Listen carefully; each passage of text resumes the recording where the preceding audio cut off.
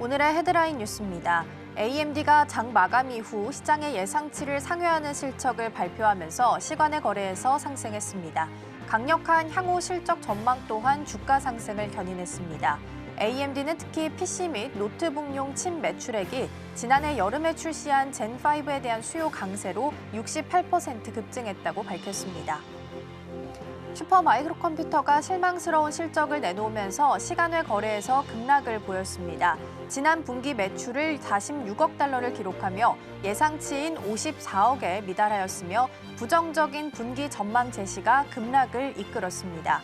슈퍼마이크로는 AI 서버 전문 업체로 월가의 대표적인 AI 수혜주로 평가받고 있습니다.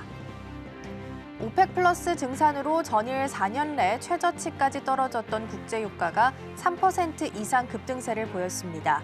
중국의 노동절 연휴에 따른 소비 증가 호조를 기대하고 있기 때문입니다.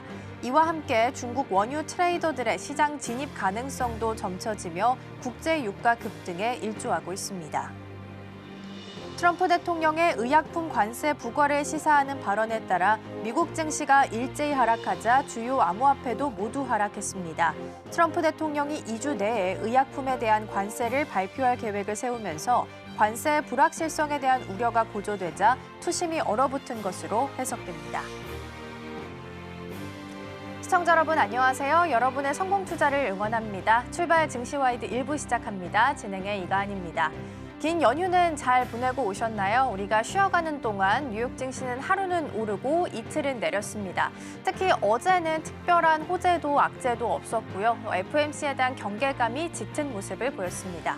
쉬어가는 동안 트럼프 대통령은 또 관세에 대한 발언을 멈추지 않았습니다. 이 연휴 동안에는 영화와 의약품에 대한 관세가 있었는데요. 영화 같은 경우에는 백악관 측에서 확정된 바 없다라면서 한 발 물러서는 모습을 보였고요. 의약품은 2주 내에 발표하겠다라고 했습니다. 또 더불어서 밤사이에는 FDA 백신 관련된 담당자가 바뀌기도 했는데요. 이 인물 자체가 백신을 업데이트할 때마다 임상을 해야 된다라고 주장했던 인물이기 때문에 기업들은 비용 증가에 대한 우려감 속에 헬스케어 전반적으로 약세를 보이기도 했습니다. 이 연휴 동안 있었던 모든 일들 오늘 개장하고 나면 한꺼번에 반영하게 될 텐데요. 이런 시장 속에서 어떤 전략 세우면 좋을지 저희와 함께 점검해 보시면 좋겠습니다. 자, 그럼 먼저 오늘 저희가 준비한 코너부터 소개해 드리도록 하겠습니다. 오늘 첫 번째 코너로는 빅애플 스탁 준비되어 있습니다. 앞서서 말씀드린 것처럼 트럼프 대통령은 영화 쪽에 대한 관세도 매기겠다라고 이야기를 내놓게 됐습니다. 이제는 이 무형 자산까지도 관세를 매길 수 있겠다라는 우려감이 짙어지고 있는 상황인데요. 백악관 측은 일단 확정된 바 없다라면서 한 발 물러서기도 했는데 관련된 내용 잠시 후에 확인해 보도록 하겠고요. 두 번째 코너로는 코인 라이브가 준비되어 있습니다. XRP가 ETF 기대감 속에 10달러까지 갈 수 있다라는 예측 보도 기사가 나오기도 했는데요. 관련된 내용도 잠시 후에 함께 확인해 보시죠. 자, 그럼 출발 증시와이드 1부 본격적으로 시작해 보도록 하겠습니다.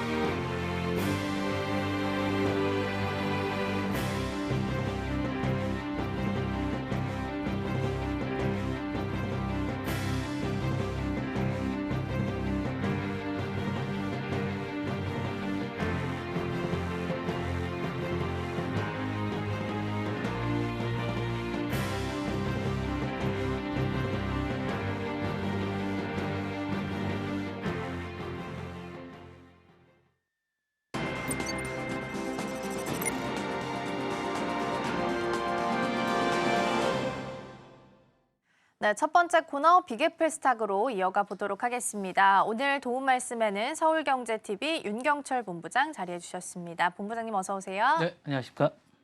네, 긴 연휴를 보내고 온 시장입니다. 시장 속에서 어떤 전략들 세우면 좋을지 경제 키워드 통해서 알아보겠습니다. 먼저 오늘의 첫 번째 키워드 화면을 통해서 만나보시죠. 네, 오늘의 첫 번째 키워드는 트럼프 3선 노 살펴보겠습니다. 이전에 이제 3선에 대한 욕심을 내고 있다라는 부분을 짚어본 바가 있는데요. 이번에는 MBC와의 인터뷰를 통해서 3선에 대해서는 도전을 하지 않겠다라고 선을 그었습니다. 3선을 원하긴 하지만 많은 사람들이 자신의 3선을 원하고는 있지만 남은 기간 동안 훌륭히 수행하고 물러나겠다라는 뜻을 밝히기도 했는데요. 이때 이제 차기 후보로 루비오 국무장관이랑 제이디 벤스 부통령을 꼽기도 했습니다. 머스크가 포함이 안 되어 있긴 한데 전반적인 내용 먼저 점검해 보겠습니다. 네, 이번 주말에 이제 MBC의 미트 더 프레스라는 그 프로그램에서 이제 폭탄 선언을 했는데요. 많은 사람들이 나의 3선을 원하지만 나는 이 임기를 충분히 훌륭히 마치고 떠나겠다라고 선언을 했습니다. 자신감 있게 이야기를 했었는데 그의 발언은 사실상 단순한 개인 의사 표현이 아니라 미국 공화당과 글로벌 정세를 뒤흔든 중요한 시그널로 해석이 됩니다. 오늘 발언은 이제 정치적 의미와 이제 후계자를 키운다는 의미에서 이제 짚어볼 수 있을 것 같은데요. 헌법상 미국 대통령은 3선이 불가능합니다. 그런 의미에서 이제 뭐 단순히 이런 발언은 정치적 퍼포먼스라고 할 수 있을 것 같은데 핵심 발언은 다음과 같습니다. 나는 권력에 연연하지 않는다. 나는 공화당 후계 구도를 설계할 것이다. 정치는 떠나지만 영향력은 남는다. 뭐 이런 의미로 이제 요약할 수 있을 것 같은데요. 결국 트럼프는 킹메이커를 자처하지만 트럼프 이후에 자신은 통제하겠다는 의미로 이제 포석이 될 수 있을 것 같은 그런 의미가 됩니다. 사실상 루비오와 이제 제이디 벤슨 후계자는 누구인가라는 의미가 좀 될 것 같은 그런 생각이 있습니다. 그래서 마르코 루비오는 플로리다 출신으로 이제 현 국무장관입니다. 그래서 사실상 루비오는 이제 약간 온건파로서 이제 인기가 상당히 좋습니다. 약간 그렇고 이제 이번에 이제 자신과 지지를 받을 때도 거의 100% 가까이 99% 정도 이제 지지를 받았고요. 쿠박의 이민 2세고 공화당 내 중도 노선을 받고 있습니다. 그리고 이제 외교 안보 전문가로서 이제 친 트럼프계고 이제 약간 노선도 전략가일까고 하고 이제 전략을 잘 짜고 있습니다. 그래서 반면 제이디 벤슨은 약간 현 부통령이고 러스크벨트의 어쨌든 대표 정치 신인입니다. 그리고 철저한 트럼프파입니다. 그리고 이제 사실상 신봉자라고 할 수 있을 거고요. 잘 보셨는지 모르겠는데 이제 그 우크라이나 협상 때 옆에 있으면서 약간 뭐랄까 젤렌스키한테 화를 냈던 기억이 좀 있는지 모르겠는데 화를 내면서 당신은 고마워하지 않는다라고 하면서 이제 젤렌스키를 막 압박했던 약간 그런 인물입니다. 그럴 정도로 이제 트럼프에게 약간 충성파라고 할 수 있는 그런 인물이라고 할 수 있을 것 같고요. 둘 다 이제 공화당의 정통성과 대중성을 대표한다고 할 수 있습니다. 트럼프는 이들 둘을 이제 저울질하면서 당내 세력과 이제 균형을 유지하려는 약간 정교한 계산을 한 셈이라고 할 수 있을 것 같습니다. 그래서 그런 셈인데 궁금한 건 일론 머스크가 왜 빠졌냐라고 할 수 있을 것 같은데 일단 일론 머스크는 기본적으로 이제 대통령이 못 됩니다. 왜냐하면 남아공 출신이기 때문에 미국에서 태어나지 않으면 대통령이 안 되기 때문에 이건 이제 안 되려고 할 수 있을 것 같은데 그런 점도 있지만 약간 선긋기를 하는 게 아닌가라는 생각이 좀 들고요. 머스크를 굳이 언급하지 않은 건 정치적 주도권이 여전히 자신에게 있다라는 걸 선언한 게 아닌가라는 생각이 듭니다. 그래서 이런 것들이 다 있을 것 같고요. 은퇴를 선언한 것이 아니라 정치적 유선을 설계하는 시작점이 아닌가라는 생각이 들고 이런 게 있을 것 같고 핵심 키워드는 이번이 이제 시작이라는 점을 약간 선언한 게 아닌가라는 생각이 들고 여러 가지로 이제 하면서 이제 시작이라는 거고 이제 자신이 전체적으로 설계를 하는 거고 이제 시작이다. 약간 이런 거를 선언한 게 아닌가라는 생각이 듭니다. 네. 트럼프 대통령의 3선에 대한 의지가 일단은 어느 정도 좀 마무리가 되면서 오히려 전체적인 설계를 내가 하고 임기를 마무리하겠다라는 뜻으로 해석을 좀 할 수 있을 것 같습니다. 그리고 더불어서 인터뷰에서 이날 나왔던 내용 중에 하나가 미국 헌법을 수호할 의무가 있는가라는 질문에 대해서 트럼프 대통령이 잘 모르겠다라는 답변을 내놓기도 했습니다. 일단 헌법에 대한 해석을 자신의 법률 자문단에 맡기겠다라고 이야기를 내놓은 상태거든요. 일단 이게 시사하는 바는 어떤 내용들이 좀 있을까요? 일단 뭐 제가 볼 때는 뭐 이런뿐만 아니라 여러 가지에 대해서 답변한 게 좀 있는데 그걸 좀 말씀드릴까 합니다. 좀 재밌는 게 많았습니다. 그러니까 궁금한 것들을 좀 많이 물어봤습니다. 이날 MBC가 뭐 궁금한 것들에 대해서 이제 트럼프에게 이제 많은 질문들이 많았는데 이걸 오늘 이 자리에서 좀 말씀드릴까 합니다. 그러니까 트럼프로 이제 민주주의의 근간을 흔드는 충격적인 발언, 트럼프에 대해서 헌법 수호할 질문에 대해서 생각이 있느냐라고 또 모르겠다. 내 법률 자문단에게 말씀하신 대로 판단에 대해서 물어볼 생각이 있느냐 했더니 뭐 무지하냐 했더니 요거에 대해서 약간 잘 모르겠다. 내 마음대로 하겠다. 약간 트럼프다운 대답을 했는데 이건 그렇게 얘기를 했고 차근차근 해석해 보겠다라고 얘기를 했고 헌법보다 충성도나 권력이 우선이다라고 이제 이런 부분에 얘기했고 앞으로 행정명령을 통해서 내 마음대로 하겠다. 약간 이런 얘기를 계속 했었고요.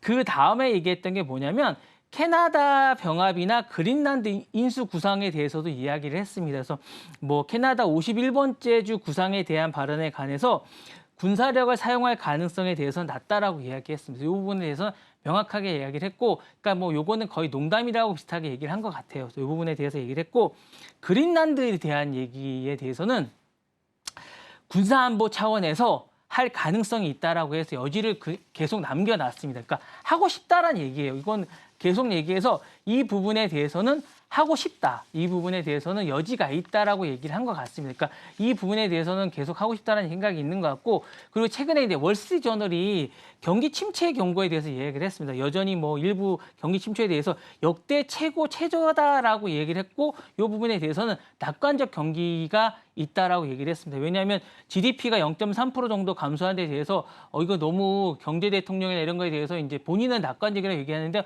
너무 낮은 게 아닌가라고 얘기한 거에 대해서는 바이든 탓이다. 역대 바이든 탓이다라고 얘기하면서 이 부분에 대해서 얘기를 했고, 그다음에 이제 제가 지난주에 얘기했던 뭐 인형 30개를 이제 2개 정도 갖는 걸 만족하라는 얘기도 여전히 얘기하면서 관세로 인한 불안감에 대해서는 바이든 탓이라고 얘기하면서 좋아질 거다. 참고 견디면 좋아질 거라고 얘기를 했고요. 그다음에 이제 국방장관에 대한 핵세스에 대한 PT 핵세스에 대한 이 부분에 대해서는 이제 기밀 유출에 대해서는 교체 계획이 없다. 그냥 괜찮다라고 해서 재신임을 계속 강조했습니다. 이 부분에 대해서는 강조를 했고 얘기했고요. 그다음에 대통령 이해상충 있지 않습니까? 이 부분에 대해서 뭐 자신의 암호화폐 미디어나 이런 굿즈 산업에 대해서는 이거는 뭐 자신의 뭐 이익 본 게 없다 나는, 그리고 오히려 돈을 잃었다라고 반박을 했습니다. 그리고 자신이 월급을 나는 오히려 전액 기부 중이다. 이런 역대 대통령이 없다. 나 같은 사람이 어디 있냐라고 얘기를 하면서 워싱턴 이후 처음일 거라고 얘기하면서 강조를 했습니다. 그래서 자신은 청년 결백하다라고 강조하면서 오히려 이런 대통령은 칭찬해줘야 되는 거 아니냐라고 오히려 얘기를 했고요.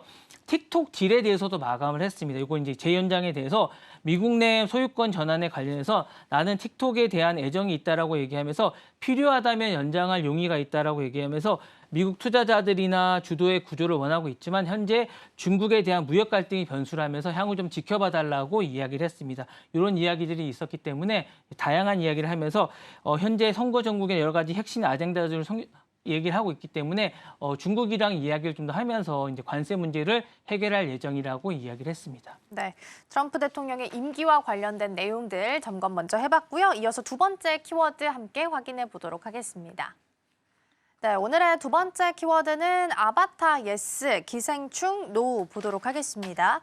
앞서서 언급드린 것처럼 우리가 쉬어가는 동안 트럼프 대통령 관세에 대한 발언을 멈추지 않았고요. 그중에 하나가 이 영화에 대한 부분이었습니다. 해외에서 제작된 모든 영화에 대해서 100% 관세를 부과하겠다라고 이야기를 내놓은 상태고요. 일단 백악관은 오히려 미국 기업의 피해가 크다라는 시선 속에서 확정된 바 없다라고 한 발 물러섰고, 트럼프 대통령도 업계 관계자들과 함께 만나겠다라는 코멘트를 내놓기도 했습니다. 다만 이제 키워드에서 나왔던 것처럼 이전에 기생충의 아카데미상 수상에 대해서 불만을 가졌던 바가 있어서 아직까지는 좀 우려가 남긴 하는 것 같은데요. 일단 이 내용이 시사하는 바는 어떤 것들이 좀 있을까요? 그러니까 이제 미국 시간으로 5월 4일이죠. 그리고 우리나라 시간으로 어린이날에 이제 미국 도널드 트럼프 대통령이 사실 충격적인 발언을 트루소셜을 통해서 이야기했습니다.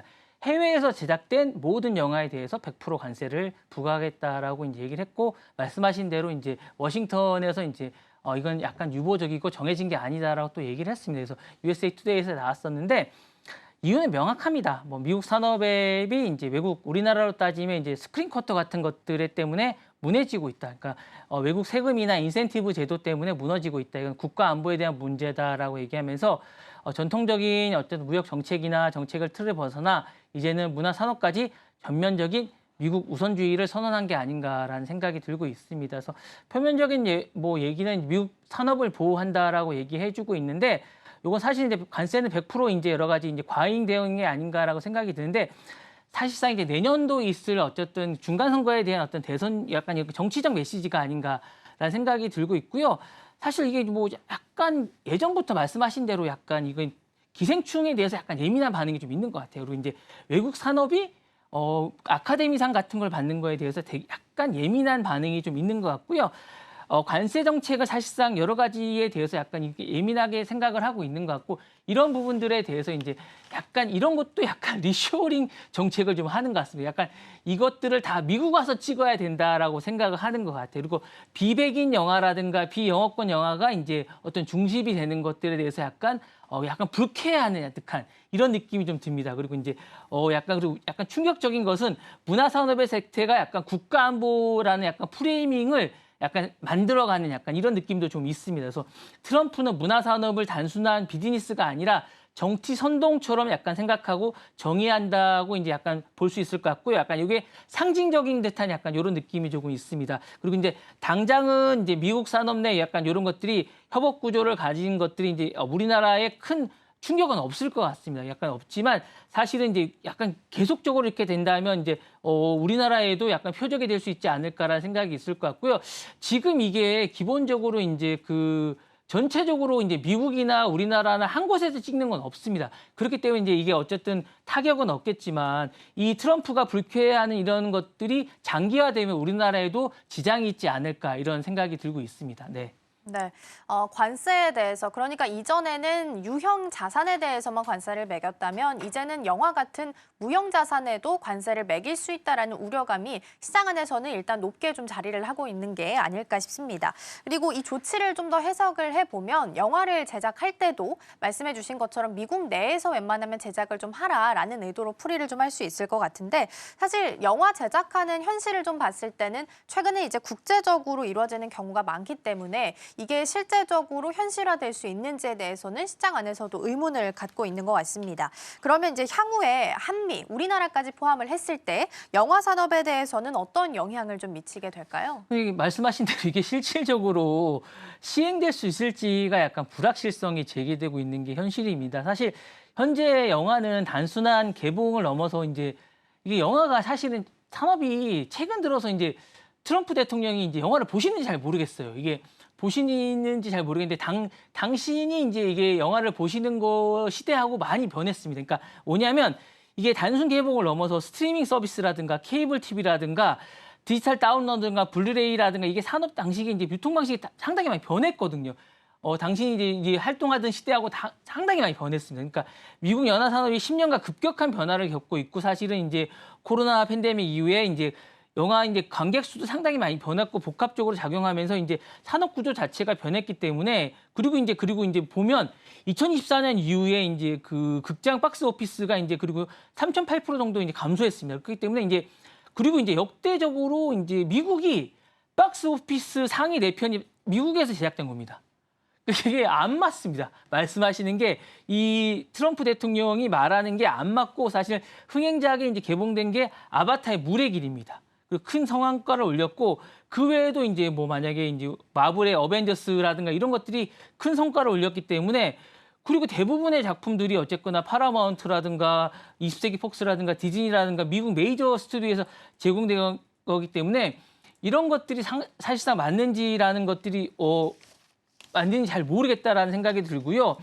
미국에서 찍으라는 것도 사실 이제 그런 게 아닌가라는 생각이 들고 있는데 이런 것들이 이제 정치적으로 이제 어쨌든 선거의 표를 위한 것들이라는 생각이 들고 있고 선거를 앞두고 어쨌든 중서부의 어쨌든 칼라의 어쨌든 블루 칼라 노동자를 위한 내수 중심의 메시지라고 판단이 드는데 현실적인 어떤 가능성이 좀 사실상 어렵다는 생각이 좀 드는데 이게 어디서 제작됐냐라는 게 사실상 개념 자체가 모호한 시대라는 게 다시 한번 더 생각이 좀 듭니다. 그래서 어디서 관세를 물릴 것인가, 이게 어디서 찍은지 잘 모르기 때문에 그리고 어떤 기준으로 미국산이라고 판단을 할 것인가라는 생각이 좀 들어요. 그러니까 어디서 찍은지 잘 모르기 때문에 그런 생각이 좀 들고요. 넷플릭스, 디즈니, OTT 오리지널을 어떻게 구분할 것인가라는 생각도 좀 들기 때문에 이 판단이 상당히 좀 어렵기 때문에 이 부분이 좀 어렵다는 생각이 좀 들고요. 이 부분이 좀 어렵다는 생각이 들고 그다음에 향후에 이게 어떤 우리나라에 좀 미치는 영향도 좀 상당히 좀 어렵습니다. 그래서 이제 단기적으로는 미국 내 독립영화 우리나라 찍어도 이게 배급이 미국에서 되기 때문에 이게 미국산인지 잘 모르기 때문에 이런 부분도 좀 어렵고요. 장기적으로는 변화가 계속 있을 것 같아요. 만약에 이제 제재가 계속되면 한국 내에 많은 것들이 이제 미국 내 진출 시에 더 많은 로컬 파트너나 이런 부분들이 미국이랑 이제 손을 잡을 가능성이 좀 있을 것 같은 생각이 좀 듭니다. 그래서 미국의 어떤 워너라든가 미국 메이저사라든가 위축이 되면 계속될 가능성이 좀 있을 것 같고요.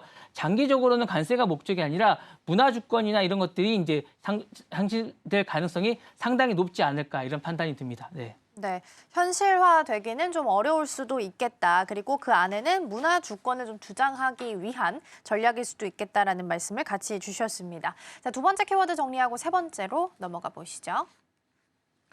네, 다음 키워드는 오픈 AI 비영리 보도록 하겠습니다. 이 또한 연휴 사이에 나왔던 소식이긴 한데요. 오픈 AI가 영리 추구 전환을 포기를 했습니다. 그러니까 설립 당시에 있었던 기존의 의도대로 비영리 법인 속성을 지속하겠다라는 얘기를 하게 된 건데요. 이번 결정이 시사하는 건 어떤 것들이 좀 있을까요? 네, 사실 뭐 세계 최대 기업 중에 하나죠. 사실 뭐 오픈 AI가 영리회사 계획을 이제 공식 철회했습니다. 사실 상당히 의미가 있지 않을까. 근데 하고 싶어서 한 건 아닙니다. 사실은 이제 왜냐하면 이제 이걸 한 거는 오픈AI가 설립 당시에는 인류 전체를 위한 비전을 강조해왔고 이 같은 철학을 지금도 이제 비영리 이사회가 이제 이거를 하려고 했는데 사실 이걸 하고 싶어서 한 건 아니라 이게 사실은 법원이 사실은 강제했다고 할 수 있을 것 같아요. 사실 이게 마이크로소프트나 오픈의 영리를 기대하면서 수십억 달러의 어쨌든 투자를 했는데 그중 일부는 구조 개편이 완료돼야지 이제 투자금을 확정하는 조건부 계약이었습니다. 근데 이제 샘 알트먼 CEO는 이번 개편안으로 소프트뱅커나 이제 최대 300억 달러의 투자금 확보는 문제가 없을 거라고 밝혔습니다. 뭐 이런 상태인데 어쨌거나 이런 부분에 대해서 여러 가지가 이야기가 있는데 이번 조치는 사실상 캘리포니아나 델라웨어 이제 주 법원이 이 부분에 뭐라는가 시민사회 규제 당국의 협의 끝에 이제 결정된 겁니다. 그래서 이게 하고 싶어서 한 게 아니라 여기서 계속 이제 이 부분을 하라고 계속 압박을 좀 가한 결과라고 할 수 있을 것 같은데 이 부분에 대해서 이제 오늘자에도 나온 얘기인데 이 부분 일론 머스크 쪽의 변호사가 이 부분이 사실상 이제 허울이라고 이 같은 결정이 겉만 속인 눈속임이라고 이제 약간 비판을 하고 있는 이런 상황이라 좀 지켜봐야 되지 않을까라는 생각은 들고요. 사실상 이 부분에 대해서 이제 얘기를 하고 있고 머스크는 사실 오픈AI를 이제 공동 창립하였으나 이제 일부에서 결별을 했고 현재는 xAI를 운영하고 있는 오픈 상대로 소송을 진행 중입니다. 사실 이런 상황이고요. 이번 구조 개편의 핵심은 이런 것 같아요. 이제 자선의 이익을 약간 이런 부분이 하고 이제 개편의 핵심은 수익 상하는 구조 개편을 하고 이제 공익적인 형태로 전환을 하면서 비영리적인 재단이 이제 지배력을 구조 유지한다는 약간 요 점이 특징인 것 같습니다. 이 부분이 있는 것 같고요. 오픈AI 이사회는 약간 이 부분에 다만 이제 비영리 재단이 얼마나 큰 지분을 가질지는 아직 확정되지 않은 것 같습니다. 그리고 독립회계 자문이 이제 평가를 하고 있는 중이고요. 알트만은 사실 이 구조 덕분에 이제 비영리 재단이 세계에서 가장 큰 어쨌든 자본력을 가진 공익기관이 될 수 있다는 점을 강조하고 있고 비영리 영역에 있는 부분이 이제 프로젝트라는 이 부분을 이제 투입할 수 있게 됐고 임팩트 있는 활동을 이제 준비 중이라고 이제 덧붙이고 있는 이런 상황입니다. 네. 네, 오픈 AI의 공익 법인에 대한 전환이 시사하는 바에 대해서 좀 살펴보고 있는데요. 의도치 않게 그러니까 사실은 영리로 전환하고 싶었지만 델라웨어 법원과 관련해서 일단은 비영리 법인으로 계속해서 유지가 될 전망입니다. 그리고 오픈 AI의 이번 결정을 두고서는 공익성과 수익성 사이에서 기업이 어느 쪽에 조금 더 초점을 맞추게 될 것인지 이걸 시험하는 시험대 역할을 할 것이다라는 시각들도 있는데요. 향후 어떤 변화가 좀 예상을 하고 계실까요? 네. 일단 AI 기업의 전반적으로 책임 있는 구조 개편이 좀 있을 것 같은 생각이 좀 듭니다. 그래서 이제 오픈 AI 사례는 사실 투자 유치나 공공성 유지에서 반드시 좀 충돌하는 게 아닌가라는 생각이 드는데 사실 이게 사적으로 가면 여러 가지 변화가 좀 있을 것 같아요. 왜냐하면 이제 여러 가지로 이제 빅테크들이 새로운 압력이 좀 되지 않을까라는 생각이 들고요. 둘째로는 정책 당국과 시민사회 역할이 더욱 강화될 것 같은 생각이 좀 듭니다. 기술에 대한 통제나 거버넌스가 이제 민간에 대한 사회 전체에 규칙적으로 이동하는 신호로 받아들여질 수 있을 것 같은 생각이 듭니다. 세 번째로는 이제 AI 산업 전반의 투자 전략에도 변화가 있지 않을까라는 판단이 듭니다.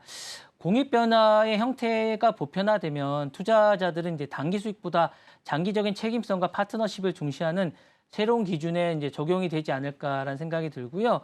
결국 이번 결정은 오픈 AI라는 한 선택을 넘어서 AI 어떤 시대에 권력 구조와 윤리 프레임의 자체가 변화가 있음을 보여주는 상징적이라는 순간이라고 할 수 있을 것 같은 그런 생각이 듭니다. 네. 네, 오픈 AI 관련한 소식까지 함께 점검해 봤고요. 이어서 다음 키워드 함께 넘어가 보시죠.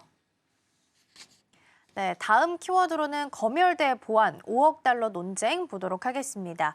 2026년도 회계연도 예산안이 공개가 됐습니다. 이 안에서 사이버 보안과 인프라 보안국의 예산을 지금 약 5억 달러 정도 삭감하는 내용을 트럼프 대통령이 발표를 하게 됐는데요. 당연히 이제 예산이 삭감되면 그동안 해왔던 핵심 임무들에 대한 영향에 있어서도 차질이 좀 빚어질 수밖에 없는 상황입니다. 그리고 왜 이걸 예산을 삭감했는가라는 부분에 대해서는 보수 성향의 표현을 검열했다라는 주장이 현재 나온 상태인데요. 사이버 보안의 정치화에 대한 우려감이 높아지고 있는 상황 속에서 이번 조치가 시사하는 바는 어떤 것들이 좀 있다고 볼 수 있을까요? 사실 이 기관이 2018년에 사실은 이제 창설된 미 국토안보부에 있는 핵심 사이버 방어 기관입니다. 근데 이제 이게 사실은 그 당시에 트럼프하고 정면 충돌을 했거든요. 사실은 그 당시에 이 부분이 이제 트럼프의 선거 기간을 조사했던 기관입니다. 그러다 보니까 트럼프가 약간 불편한 기관이에요. 그러니까 트럼프로서는 사실은 당신이 이제 당선이 되면 없애야겠다고 약간 생각했던 그런 기관인 것 같아요. 그래서 적대적인 기관에 대한 예산 보복이 아닌가라고 의심이 좀 들고 있습니다. 두 번째로는 보수 진영의 이제 결집용으로 좀 쓰고 있는 것 같아요. 당시에 자신을 불편하게 했던 약간 이런 거에 대해서 표현의 자유와 어떤 내러티브를 강화하기 위한 게 아닌가라고 판단이 되고요.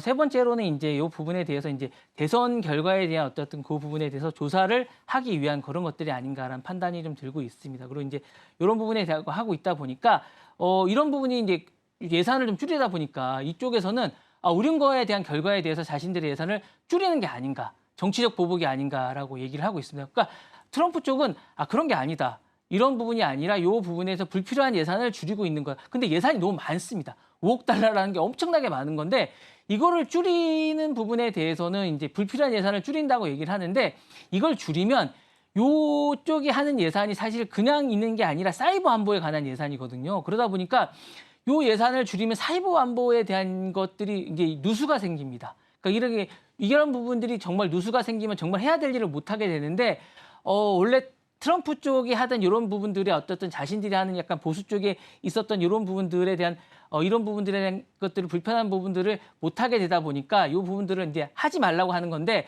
정작 해야 될 일을 못 하게 하다 보니까 이런 부분들이 위험한 선례가 되는 게 아닌가라고 하는데 사이버 안보에 대한 독립성이나 객관성을 침해한 전례가 되지 않을까라고 우려가 되고 있고 향후에 모든 공공기관들이 권력에 충실을 하지 않으면 축소된다는 공포 분위기가 조성되지 않을까라는 우려가 되는 게 아닌가라는 생각이 될 것 같고 사실 사이버 안보에 대한 정치가 아니라 국가 생존의 문제가 되지 않을까라는 우려가 되고 있고 트럼프는 이번 조치는 단순한 예산 삭감이 아니라 민주주의에 대한 인프라 자체가 시험대가 될 수 있을 거라는 그런 우려도 있지 않을까라는 판단이 됩니다. 네. 네, 어떻게 보면 그동안 선거 전에 적대적인 좀 기관이었던 곳에 보복성 조치를 취한 것이 아니냐라는 시각들이 지금 있는 겁니다. 그리고 말씀해 주신 것처럼 예산을 삭감하면 기존에 행하고 있었던 다양한 정책들에 대해서 제동이 좀 걸릴 수밖에 없는 상황이 되겠죠. 그래서 예산 삭감은 장기적으로 봤을 때도 좀 큰 영향을 좀 주게 될 것 같은데 어떤 부분들을 좀 체크해 보면 좋을까요? 사실 그 CISA라는 조직은 단순히 해커를 맡는 조직이 아니라 사실은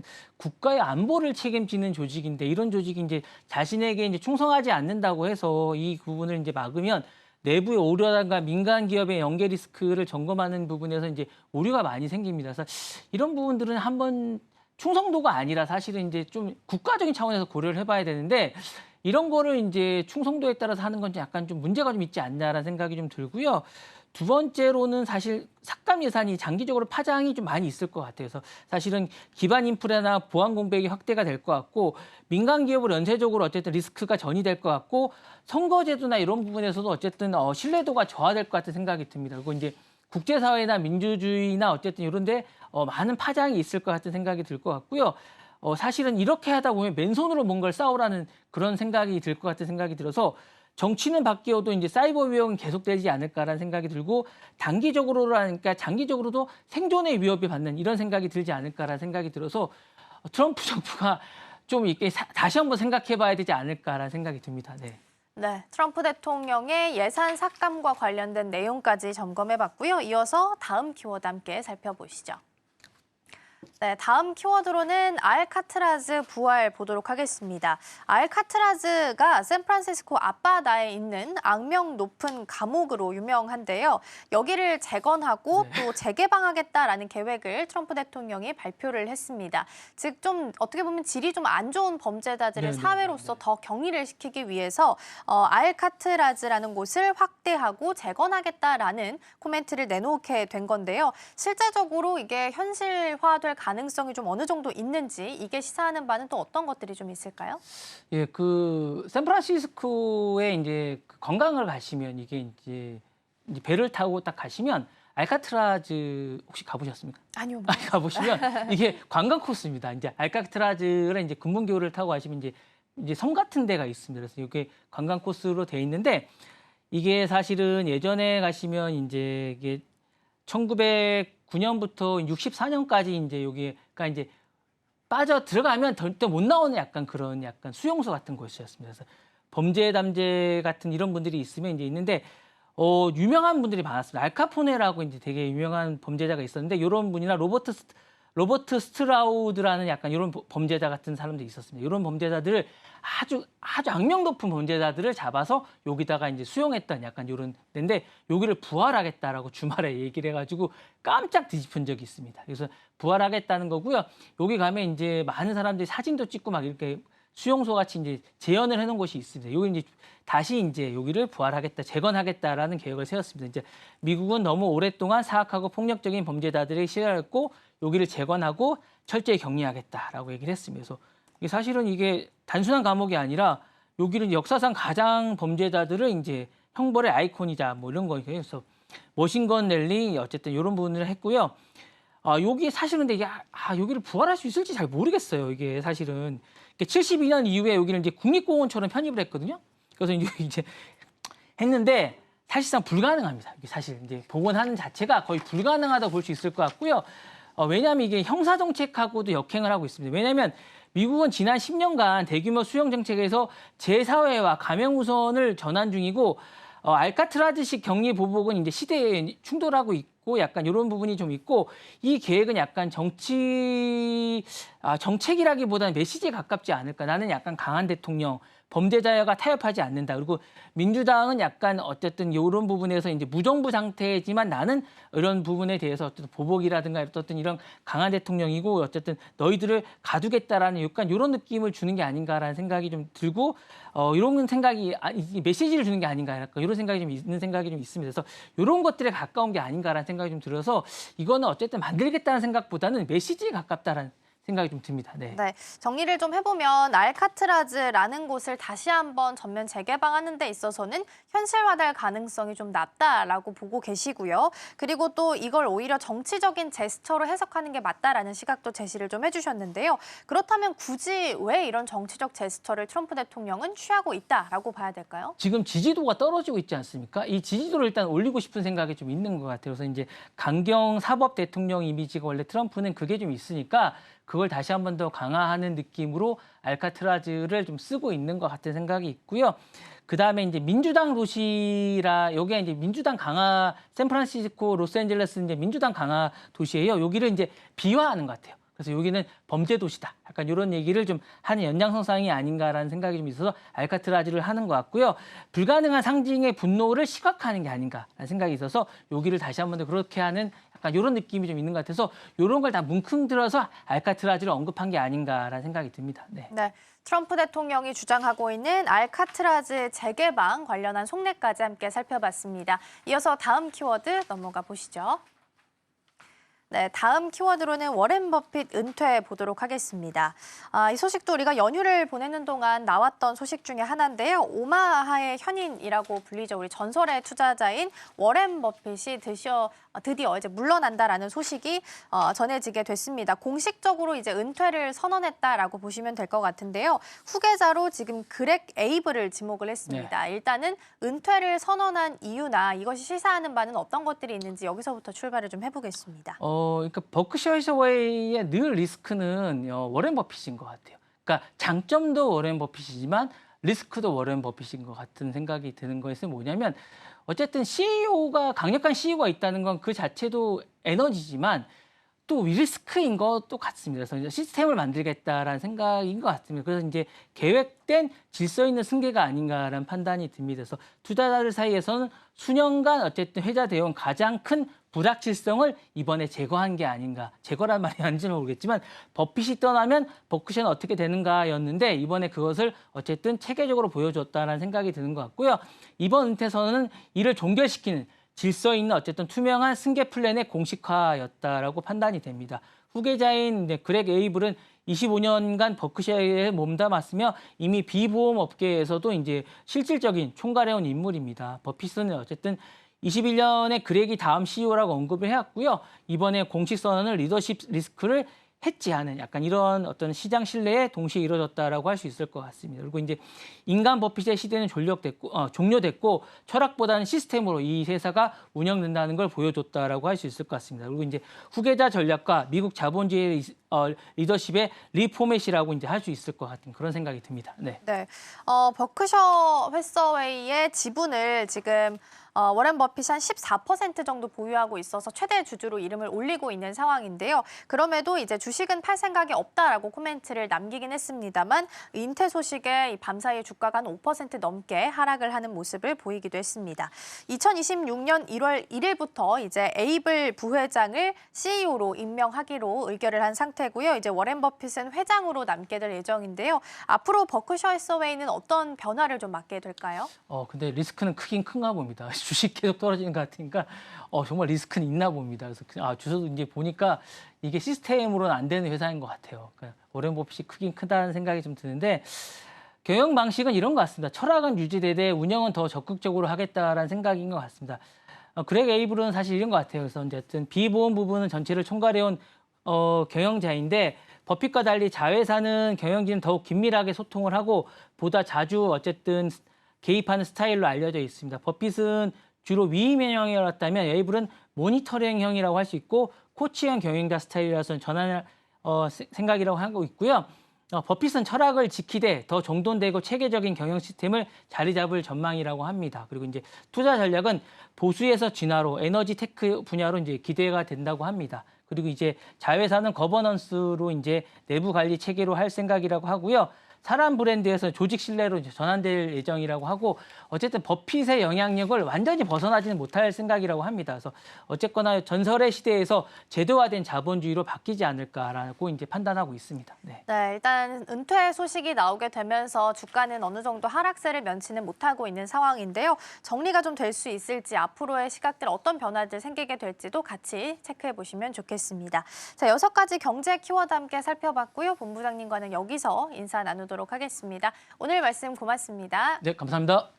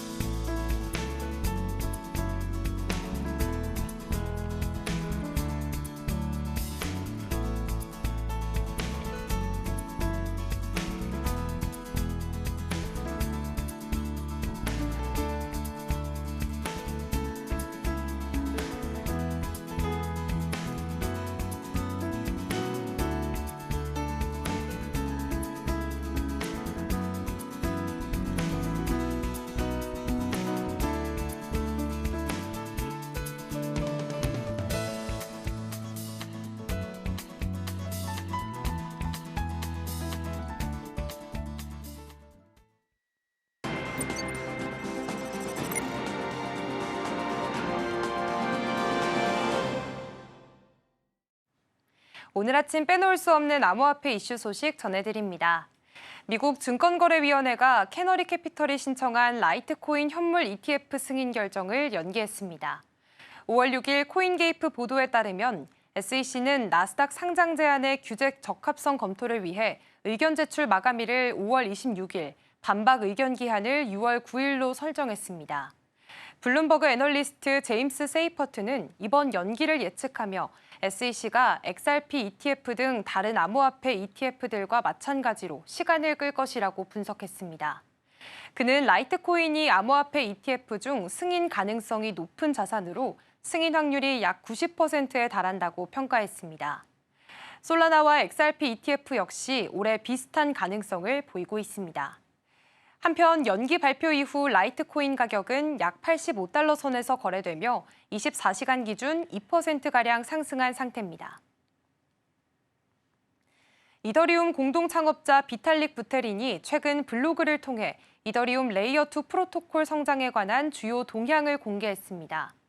그는 레이어2 보안을 0단계, 1단계, 2단계로 나눠 설명했는데요. 0단계에서는 보안위원회가 전권을 가지며 1단계는 75% 이상의 동의가 필요하고 2단계에서는 증명 가능한 버그 발생 시에만 개입할 수 있게 됩니다. 부테린은 독립적인 다중 서명 방식으로 2단계 보안 전환을 추진하자고 제안했습니다. 한편 5월 7일 메인넷에서 출시될 예정인 이더리움 팩트라 업그레이드는 지갑 사용성과 스테이킹 효율성을 개선하며 레이어2 네트워크 처리 용량을 2배로 확대할 것으로 기대됩니다. 전문가들은 이번 업그레이드로 사용자 경험이 한층 개선될 것으로 전망하고 있습니다. 7일 크립토타임스에 따르면 바이낸스 공동 창업자 창펑자오가 이번 시장 사이클에서 비트코인 가격이 최대 100만 달러까지 오를 가능성을 언급했습니다. 자오는 최근 유튜브 러그라디오 인터뷰에서 정부와 기관의 디지털 자산 관심 증가, 그리고 비트코인 현물 ETF 도입 등을 근거로 들었는데요. 그는 특히 ETF가 전통 자금의 암호화폐 시장 유입을 유도하고 있으며 이로 인해 비트코인 가격 상승이 촉진되고 있다고 분석했습니다. 엘살바도르 같은 국가들이 비트코인을 직접 매수하고 있다는 점도 주목했는데요. 엘살바도르는 최근 7개의 비트코인을 추가로 매수하며 보유량을 약 6,170 비트코인까지 늘렸습니다. 자오는 일반 투자자들에게 지난 15년간 비트코인을 매수할 기회가 충분히 주어졌다고 말하며 AI와 과학 분야는 잠재력이 크지만 대부분의 밈코인에는 가치가 적다고 평가했습니다. 미국 암호화폐 거래소 제미니가 리플의 달러 연동 스테이블 코인 리플 USD를 상장하고 거래와 입출금 서비스를 공식 지원하기 시작했습니다. 현지 시간 5월 6일 암호화폐 전문 매체 코인게이프에 따르면 이번 상장으로 리플 USD를 지원하는 거래소 수는 총 15곳으로 늘어났습니다. 특히 상장 직전 제미니는 상장 관련 암시로 해석되는 힌트를 남겨 커뮤니티에 관심을 모았는데요. 업계에서는 제미니가 이를 통해 리플 USD 상장을 미리 예고한 것으로 보고 있습니다. 한편 리플은 최근 2,500만 달러 상당의 리플 USD를 교육 기부단체에 기부하며 공공성과 실사용 기반 확대에 나서고 있는데요. 이번 시장으로 리플 USD의 시장 입지가 한층 강화될 전망입니다. 코인베이스 CEO 브라이언 암스트롱이 미국 상원의 스테이블 코인 법안, 일명 지니어스 법안 논의를 서둘러 달라고 촉구했습니다. 그는 스테이블 코인을 제도권 금융에 편입해 디지털 자산 시장에 명확한 규칙을 마련해야 한다고 강조했는데요. 이 법안은 발행자 연방 라이선스 도입, 충분한 준비금 보유, 규모별 이중 규제 체계 도입 등을 포함하고 있습니다. 대형 발행자는 연방 규제를, 소형 발행자는 주정부 규제를 받게 되는 건데요. 미 재무부는 스테이블 코인 시장이 2028년 2조 달러까지 성장할 것으로 내다봤지만 전통은행의 유동성에 미칠 영향도 경고했습니다. 은행들은 예금 감소에 대응해 금리 인상이나 경쟁력 강화를 모색해야 할 상황입니다. 8월 휴회를 앞두고 입법 시한이 촉박한 만큼 상하원은 소비자 보호와 규제 명확성, 그리고 미국의 디지털 금융 선도 유지라는 과제를 빠르게 해결해야 한다는 압박을 받고 있습니다. 샘 알트먼의 월드코인 프로젝트가 케냐에서 불법 판결을 받으며 큰 타격을 입었습니다. 5월 6일 코인게이프에 따르면 케냐 고등법원은 월드코인이 암호화폐를 대가로 홍채와 안면 생체 정보를 수집한 것은 유효한 동의로 볼 수 없다고 판단하고 7일 이내에 케냐 국민의 데이터를 완전히 삭제하라고 명령했습니다. 이번 판결은 시민단체 카티바 연구소의 소송에서 비롯됐으며 2019년 데이터 보호법 위반이 쟁점이었습니다. 인도네시아에서도 같은 날 정부가 등록 미비 등을 이유로 월드코인 프로젝트를 중단시켰습니다. 이 같은 규제 여파로 월드코인 토큰 가격은 한때 24시간 기준 6% 넘게 하락하며 0.88달러 선까지 밀리기도 했습니다. 미국에서 월드코인 아이디를 출시하며 반등을 꾀하고 있지만 규제 리스크가 발목을 잡는 모습입니다. 앞으로 다른 국가들의 대응 여부에 시장의 이목이 쏠리고 있습니다. XRP가 미국 증권거래위원회와의 소송에서 의미 있는 승리를 거둔 뒤 ETF 승인 기대감에 힘입어 투자자들의 주목을 받고 있습니다. 특히 5월 8일 예정된 SEC의 비공개 회의 결과에 따라 현물 ETF 승인에 청신호가 켜질 수 있다는 전망이 나오고 있는데요. XRP는 최근 2달러 선을 다시 회복했고 현재 시장의 관심은 2.5달러 저항선 돌파 여부에 쏠려 있습니다. 돌파에 성공하면 3달러 제도전은 물론 연내 10달러까지의 중장기 상승 시나리오도 점쳐지고 있습니다. 브라질에서 이미 현물 ETF 승인을 받은 데다 리플은 최근 아랍에미리트 금융당국으로부터 정식 라이선스를 획득하며 글로벌 입지를 넓혔습니다. SEC의 ETF 검토 연장과 규제 불확실성에도 불구하고 리플의 기술력과 국제 확장, ETF 기대감은 XRP의 제도약을 이끄는 핵심 요인으로 평가됩니다. 미국 뉴햄프셔주가 비트코인 비축 법안, 즉 디지털 자산 투자 법안에 최종 서명하며 미국에서 처음으로 비트코인을 공공자산으로 도입하는 주가 됐습니다. 켈리 아이오트 뉴햄프셔 주지사는 5월 6일 개인 SNS를 통해 암호화폐 및 귀금속 투자를 합법화한 사실을 알렸는데요. 이번 법안은 주정부가 일반 기금과 수익 안정기금 일부를 비트코인, 이더리움 같은 대형 암호화폐에 투자할 수 있도록 허용하며 투자 권한은 주 재무부 장관에게 주어집니다. 특히 시가총액 5천억 달러 이상인 자산만 투자 대상으로 제한해 소형 토큰이나 밈코인 같은 고위험 자산은 배제했습니다. 뉴햄프셔주는 블록체인과 디지털 자산에 대한 전향적인 입장을 꾸준히 보여온 주로 이번 결정은 트럼프 행정부와의 이 친암호화폐 기조와도 맥을 같이 한다는 점에서 주목받고 있습니다. 파이네트워크가 전 세계에서 1억 2천만 건 이상의 다운로드를 기록하며 탈중앙화 금융에 대한 관심을 끌고 있습니다. 지난 30일간 130만 명의 신규 사용자를 확보하며 현재 회원 수는 5,500만 명을 넘어섰는데요. 스탠퍼드 박사들이 시작한 이 프로젝트는 모두를 위한 개방형 금융 시스템을 목표로 하고 있습니다. 다만 파이코인 가격은 최근 하락세입니다. 현재 약 0.57달러에 거래 중이며 0.60에서 0.62달러 구간을 돌파해야 상승 전환이 가능할 것으로 분석됩니다. 기술적 지표로는 약세가 나타나고 있으며 RSI는 40에 근접해 매수세가 낮고 MACD 역시 강세 신호를 보이지 않고 있습니다. 초기에는 약 2달러로 시작해 2.9달러까지 급등했지만 이후 0.4달러까지 하락했습니다. 앞으로 몇 주가 가격 향방의 중요한 분기점이 될 전망입니다. 솔라나가 최근 발견된 무제한 토큰 발행 취약점을 비공개로 패치했다는 사실이 알려지면서 이더리움 진영에서 중앙화 논란이 불거졌습니다. 솔라나 재단은 해당 취약점을 4월 중순 수정하고 5월 3일 공개했지만 이더리움 커뮤니티의 라이언 버크먼스는 솔라나가 실행 클라이언트 하나에 의존한다며 중앙화 위험을 지적했습니다. 반면 솔라나 공동 창업자 아나톨리 야코벤코는 이더리움도 주요 노드 운영자가 겹친다고 반박했습니다. 현재 솔라나 가격은 145달러로 최근 고점인 157달러에서 약 10% 하락한 상태입니다. 단기적으로는 141달러와 132달러가 주요 지지선으로 이 구간을 하회할 경우 120달러까지 추가 하락할 가능성도 제기됩니다. 지금까지 코인 이슈 전해드렸습니다.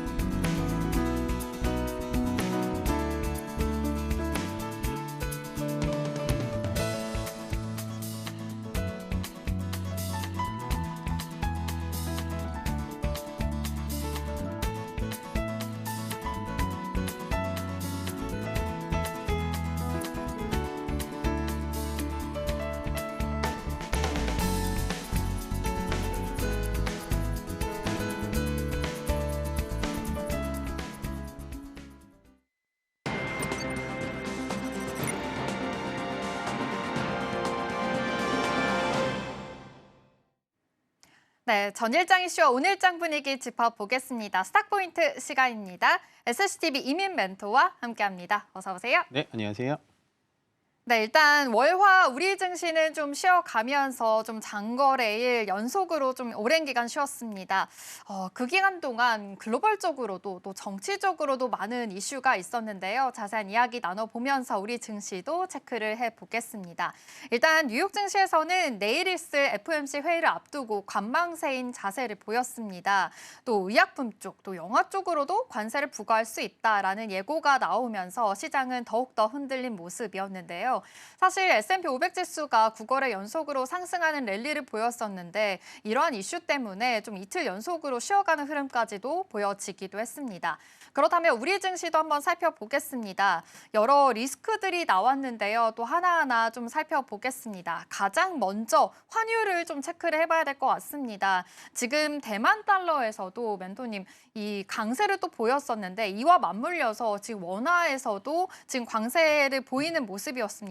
사실 멘토님 이 1,500원까지 바라보는 우리 원화였는데 네. 지금 뭐 1,300원대까지 떨어졌거든요. 사실 이렇게 급격하게 좀 떨어진 거는 우리 증시에도 큰 영향을 미칠 수 있을 것 같아요. 이거에 대한 분석이 필요할 것 같습니다. 그러니까 뭐 달러 환율이 됐던 아니면 주가가 됐던 급등과 급락이 나오면 살찌기 좋지는 않거든요. 네. 예, 거기다가 이제 달러는 항상 1,300원대로 내려가야 된다라고 많이 얘기를 드렸는데 네. 그게 금요일 날 급격하게 좀 떨어진 게 어느 정도는 좀 시장에는 단기적으로는 좀 좋을 수가 있습니다. 왜냐하면 어쨌든 뭐 달러가 좀 약세가 되고 그다음에 원화가 좀 강세가 되면 외국인들의 수급 상태가 좀 좋아지면서 다시 좀 올라갈 수 있다라고 생각을 해주시면 될 것 같은데요.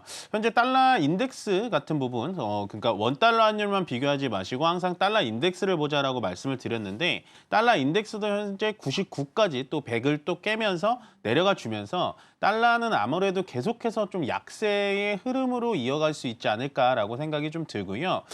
반면에 일단은 달러가 지금 1,401원으로 이런 50전 정도로 지금 나와주고 있는데 아마도 외화 달러가 좀 달러 시장에 개장이 되면 1,300원대로 좀 내려갈 수 있지 않을까라는 생각이 들고요. 확연한 지금의 뭐 어떠한 이슈라든지 어떤 뭐 이유 때문에 좀 떨어졌다라고 말씀드리기가 좀 어렵습니다. 원화 달러라는 건요. 결국엔 환율이라는 건 많은 정보가 나와 있는 것도 아니고요. 그 나라 해당국에 대해서 정보도 아무래도 비공개되는 부분도 많기 때문에 현재 이청용 총재님께서조차도 환율의 지금 이런 발작이라고 하죠. 환율의 발작에 대해서 뚜렷하게 좀 설명하기 어렵다라고 얘기를 드렸는데요. 아마도 환율의 추가적인 입장은 오늘 새벽이죠. 오늘 새벽에 나오는 FOMC 금리 인하 결정에 금리에 대해서 또 환율이 좀 움직일 거고요. 거기다가 같은 날 영란은행이라고 하는 영국에서도 금리 인하 결정이 거의 확실시되고 있는데 그 부분에 대해서도 추가적인 환율을 움직여야 될 것 같아 보이기도 하고요. 더군다나 오늘 우리 시장이 좀 개장하기 앞서서 환율의 움직임에 대해서는 조금은 예의주시하는 부분이 좋을 것 같다라는 의견을 전달해 드리고 결국엔 환율이 이런 식으로 1,300원대까지 떨어지게 되면요. 단기간 입장에서는 외국인들의 현물 매수세가 좀 들어오면서 전체적인 증시는 좀 들어 올려줄 수는 있겠지만 우리나라의 전체적인 수출 비중이 좀 많은 국가지 않습니까? 그래서 경상수지에 대해서도 계속해서 흑자가 나오긴 했었는데 이런 부분에 대해서 약간 흑자폭이 좀 줄어들면 장기적으로 봤을 때는 그렇게 좋은 시그널은 아닌 것 같다라고 마지막 의견 전달해 드리도록 하겠습니다.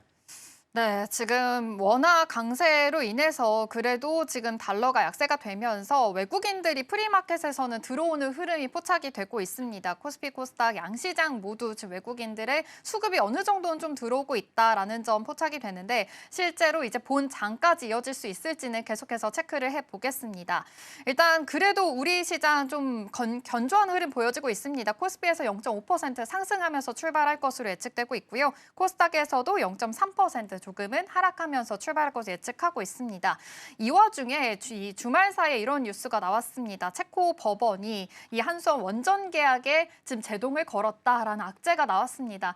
사실은 이 확정이 되면서 조금은 환호를 해주는 모습이었나 싶었는데 사실 이 전 거래일에서도 많이 빠졌었거든요. 원전주들이. 그런데 이런 악재까지 덩달아 나오면서 더 큰 하락폭을 면치 못할 것 같습니다. 지금 프리마켓에서도 두산 에너빌리티가 10% 10% 가까운 하락폭을 키우고 있습니다.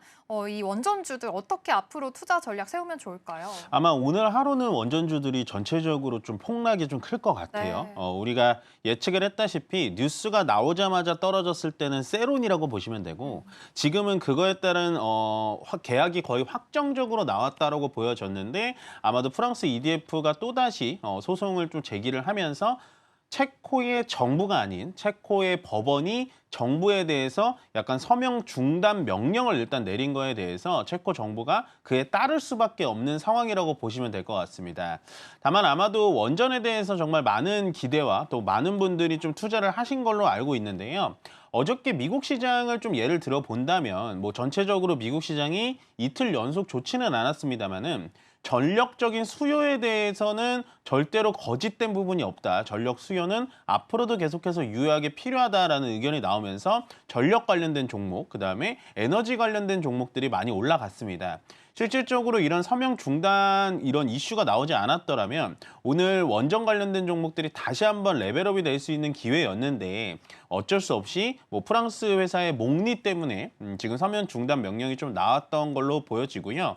뭐 조심스러운 예측입니다만은 체코 두코바니 원전 계약건에 대해서는 결국에는 계약의 도장서를 찍을 겁니다. 오늘 우리나라 장관도 체코로 넘어갔는데도 불구하고 어쩔 수 없이 서명 중단 명령 때문에 도장을 찍고 오지는 못하겠습니다만 결국엔 거의 99% 일이 진행된 부분이기 때문에요. 그 부분에 대해서는 이슈를 더 이상 받아들일 필요는 없다라고 말씀을 좀 드리고 계속해서 두코바니 원전과 지금 우리나라 원전 테마주들을 직접적으로 연관을 짓지 말아달라고 말씀드린 부분이 바로 이런 부분입니다. 결국에는 원전이라는 테마 자체는요. 현재 AI 데이터 센터가 필요로 하는 전력 수급을 만들 수 있는 원전이 결국엔 원전밖에 없기 때문에 전력 수급, 특히나 AI 쪽과 원전은 같이 짝지어서 보자라고 많이 말씀을 드렸기 때문에요. 오늘 이제 급락이 나오면 오히려 어떻게 봤을 때는 제가 두산 에너빌리티는 정고점이기 때문에 좀 올라가기 어렵습니다라고 그날부터 계속해서 빠져왔거든요. 그렇기 때문에 오늘 어느 정도의 급락이 나올지는 모르겠습니다만은 25,000원 정도까지는 지금 프리마켓에 나오고 있긴 한데 정규장이 개장되고 나서는 그 이하로 좀 더 떨어질 수는 있습니다. 워낙에 뉴스로 여태까지 종목이 올라갔기 때문에요. 조금 더 떨어질 수는 있는데요. 만약에 두산 에너빌리티 기준에서 2만 원 초반대까지 좀 내려온다면 오히려 제가 말씀드렸다시피 꼭 두코바니 원전 계약건 때문은 아니더라도 원전이라는 건 분명히 미래의 재생 에너지이기 때문에 22,000원대까지 내려와 준다면 충분히 우리가 다시 한번 주워 담을 수 있는 매수의 기회지 않을까라고 예측해 보도록 하겠습니다. 네. 그래도 원전 계약에 관해서는 최종 계약까지 좀 긍정적인 모멘텀이 있다라고도 해석을 해주셨으니까 이 점 꼭 참고해 보시면 좋을 것 같고요. 원전뿐만이 아니라 데이터 센터 관련해서 전력 수요까지 있을 예정이니까 이 점도 같이 아이디어 얻어 가시면 좋을 것 같습니다. 그렇다면 이 관세에 대한 이야기도 안 해볼 수가 없을 것 같습니다. 간밤에 의약품 관세에 대해서 이야기가 나왔습니다. 2주 내에 발표를 하겠다라고 나오면서 사실 이 뉴욕 증시에서는 제약 바이오주들이 전체적으로 낙폭이 좀 강했습니다. 오늘 우리 시장에서도 이에 대한 낙폭이 이어질 수 있을지 좀 더 불안한 상황이긴 한데요. 이거에 대해서도 어떻게 해석을 해보면 좋을까요? 일단 의약품 관세는 2주 후에 이제 발표하겠다라고 하는데 어느 정도 이제 가안이 나온 것 같아요. 가안이 나와서 거기에 대해서 이제 발표를 하겠다라는 건 분명 발표가 나올 것 같고 우리나라가 미국에다가 의약품 수출을 얼마나 하는지가 좀 중요한데요. 그거를 좀 따져 본다면 미국에 이제 우리가 수출하는 금액은 거의 한 5조 5천억 정도 되고 거기다가 그 5조 5천억의 한 95%를 비중을 차지하는 건 바이오 의약품입니다. 바이오 의약품이라는 건 일반적인 아스피린이라든지 이런 감기약이 아니라요. 화학적 작용을 하는 감기약이 아니라 약간 미생물을 조합한다든지 아니면 생물학적으로 좀 신약을 개발해서 뇌전증이라든지 암, 에이즈 이쪽에 대한 약간은 일반적인 감기약이 아닌 고성능적인 좀 약체를 우리가 많이 수출을 하고 있는데 실질적으로 피해는 좀 갈 겁니다. 대표적으로 삼성바이오로직스, 셀트리온, SK바이오팜이라고 볼 수가 있는데요. 그중에서 삼성 바이오로직스는 어느 정도 좀 피해가 좀 덜 갈 것으로 보여지는 게 결국엔 CDMO 위탁 생산만 주로 하기 때문에요. 약가가 인상이 되면은 그걸 제조업체한테 좀 전가를 할 수 있기 때문에 피해가 좀 덜 있을 것 같고요. 그나마 바이오시밀러를 현재 국내에서만 제작하고 있는 셀트리온이 어느 정도 오늘 주가의 움직임을 좀 살펴보셔야 된다라고 정리해드리도록 하겠습니다. 네, 우리 시장 그래도 양시장 모두 상승 출발할 것으로 보입니다. 코스피가 0.8%, 코스닥이 0.1% 소폭 상승하면서 출발할 것으로 보이니까요. 우리 시장 본격적으로 출발해 보도록 하겠습니다.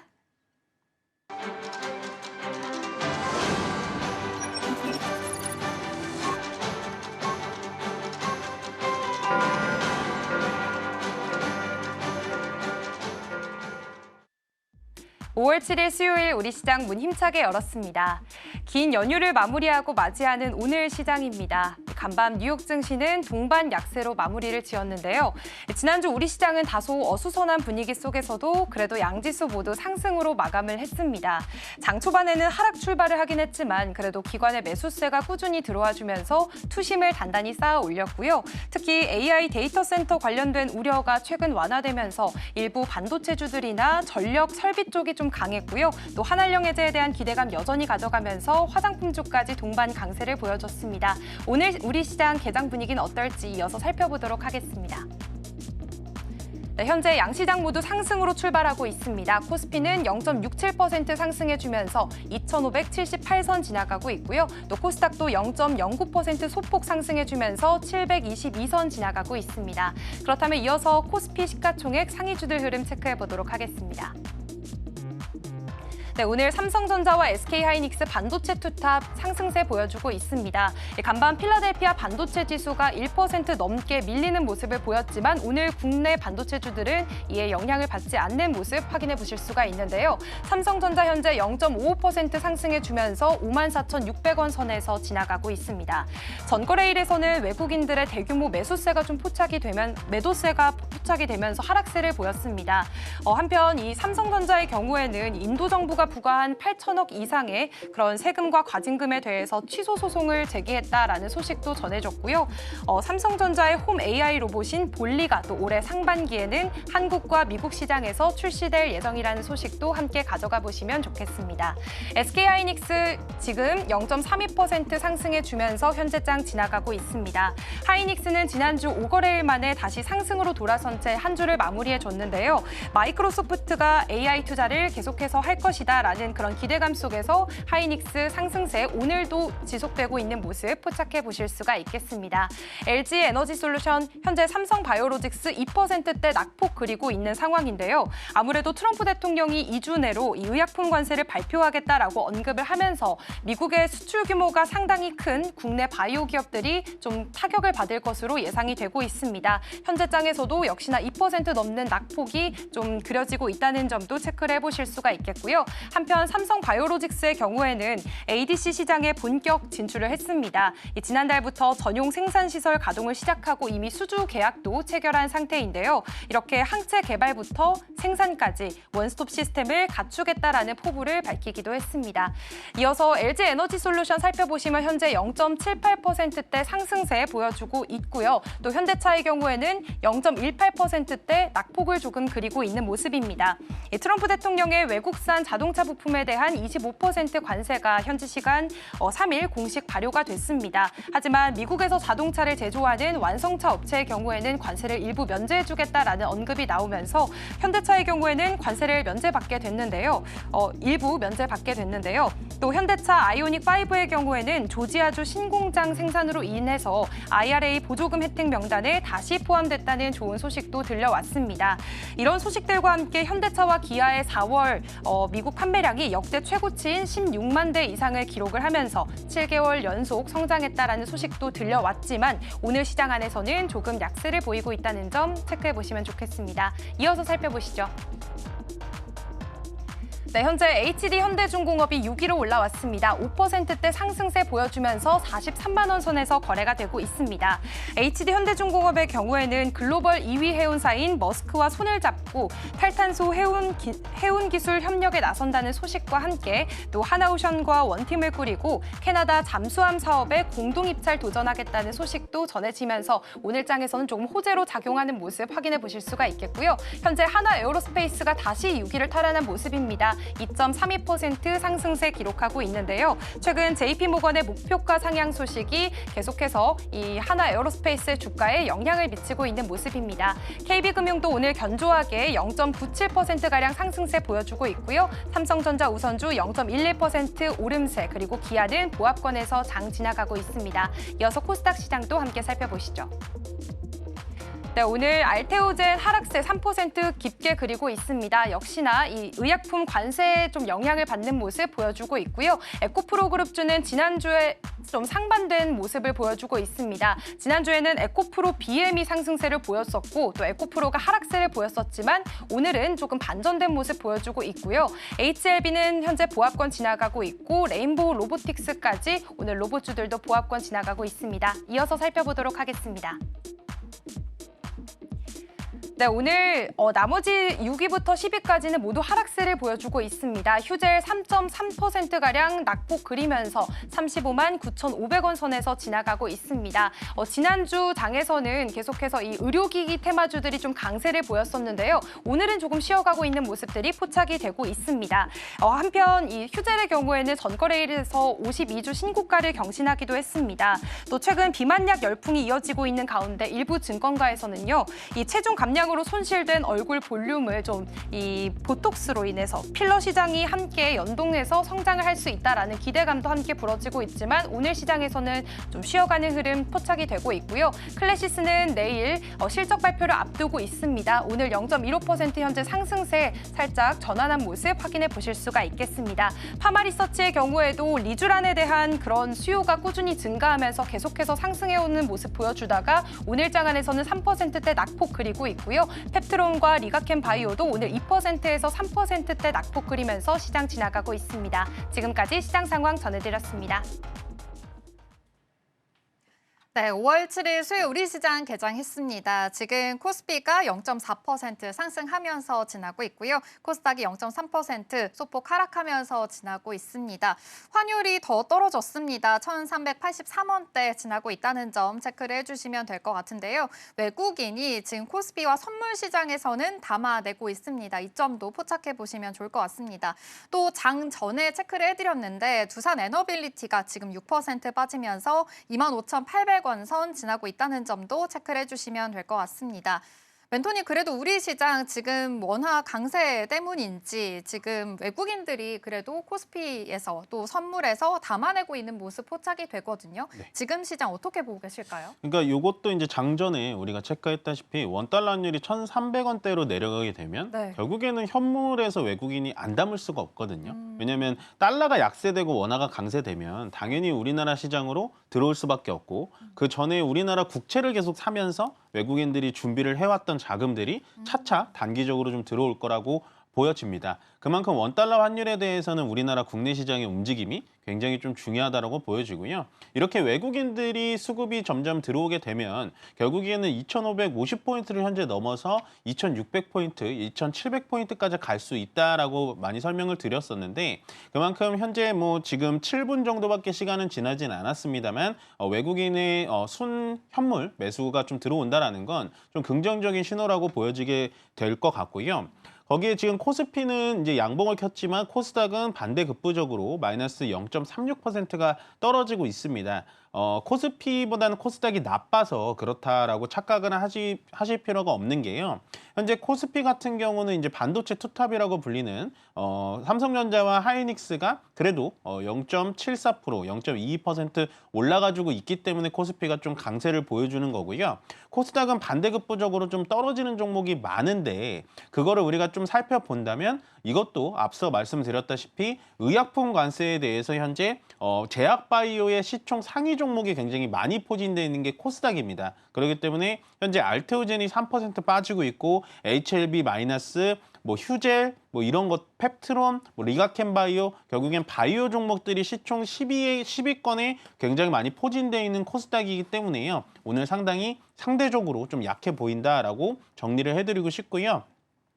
현재 코스피 200에서 가장 잘 가는 종목, 오늘 오랜만에 좀 항공주들이 좋습니다. 대한항공을 필두로 뭐 진에어라든지 한진칼 뭐 이런 종목들이 좋은데요. 큰 이슈가 있어서 올라갔다라기보다는 일단은 대한항공 같은 경우도 상당히 많이 떨어져 있습니다. 떨어져 있는데 오늘 갭상승의 이유는 제가 봤을 땐 유가도 계속해서 떨어져 있는 상태였고, 거기다가 계속되는 이제 해외발 그 해외 여행객들 좀 강세 뭐 이런 것들이 붙어서 좀 올라가는 것 같고요. 큰 이유가 있이 뭐 올라가는 것 같진 않다 정도를 정리를 해드리고 싶고, 나머지는 일단은 오늘 코스닥 쪽에서는 전체적인 분위기는 좀 침울한데 그래도 올라가는 섹터는 제가 봤을 때는 좀 특별합니다. 오늘 게임 테마주들이 좀 올라가고 있어요. 위메이드, 뭐 데브 시스터즈, 펄어비스 뭐 이런 기술력 있는 게임 테마주들이 올라가지고 있는데, 위메이드는 아무래도 우리가 연휴 전에 그 코인 상장돼 있는 부분이 상장 폐지가 된다, 상장 폐지를 다시 번복한다, 뭐 이런 얘기가 나오면서 굉장히 급락이 많이 나왔거든요. 그런데 오늘 하루 만에 그래도 반등을 좀 보여주고 있다. 라는 부분을 다시 한번 우리가 체크를 해줘야 될 것 같고요. 그다음에 우리가 장중에 현재 나스닥 선물 지수가 한 1% 가까이 올라가고 있는데, 미국과 중국의 관세 협상이 이번 주 후반에 뭐 스위스에서 열린다라는 속보가 좀 나오면서 결국엔 우리나라 시장을 좀 끌어올려주기는 하는데요. 오늘 전체적인 뭐 의약품 관련된 관세 의약품 관련된 종목들이 계속해서 좀 처지면 장 후반에도 좀 밀릴 가능성이 좀 있기 때문에 아직까지는 시장을 좀 관망세로 보시는 게 좋지 않을까라고 정리해드리고 싶습니다. 네, 좋습니다. 그리고 이 와중에도 눈에 띄는 점이 하나오션입니다. 계속해서 좀 백고동 소리가 계속 울리고 있는데 지금 이 와중에도 좋은 소식이 있었죠. 지금 잠수함, 캐나다의 잠수함 도입 사업에 대해서 지금 200억에서 240억 달러 규모다라는 이야기가 나왔습니다. 지금 하나오션도 잘 가고 있고 이 와중에 HD 현대중공업까지 오늘 좋은 흐름 보여지고 있거든요. 또 방산 쪽으로도 모멘텀을 같이 받아가는 모습입니다. 이쪽으로 계속 봐도 괜찮은지 계속해서 질문을 드리고 있지만 좀 불안한 상황이기도 합니다. 어떻게 해석을 해보면 좋을까요? 일단 하나오션 같은 경우는 기술적으로 보자면은 네. 전고점을 뚫었다가 다시 좀 눌려주는 자리고, 네. 거기다 현대중공업 같은 경우에는 지금 신고가를 계속 써가는 자리예요. 네. 그러면 사실은 우리가 조선방산을 어떻게 봐야 되냐면, 제가 봤을 때는 2분기에는 지금 그렇다 할 메리트는 없어요. 그러니까 조선방산이 메리트 없다는 게 아니라 조선방산을 제외하고 다른 섹터는 메리트가 없습니다. 계속해서 관세에 대해서 유탄도 맞게 되고요. 뭐 우리가 관세의 영향을 받지 않을 거라고 생각했었던 영화, 미디어, 엔터 이쪽에 대해서도 트럼프 대통령이 하루 건드렸다가 물론 번복은 했습니다만, 오늘 CJ ENM이라든지 콘텐츠리 중앙 이런 미디어 관련된 종목들이 또 충격을 좀 받고 있거든요. 그렇기 때문에 역시나 관세에 대해서는 무풍지대는 조선밖에 없구나라고 하면서 오늘도 조선 쪽에서 또 수급이 좀 몰리는 것 같습니다. 물론 방금 앵커님께서 얘기해 주신 하나오션과 HD 현대중공업이 공동 입찰을 했다는 소식도 굉장히 중요하기 때문에요. 지금 보시면 우리나라의 시가총액을 좀 상세히 보자면요.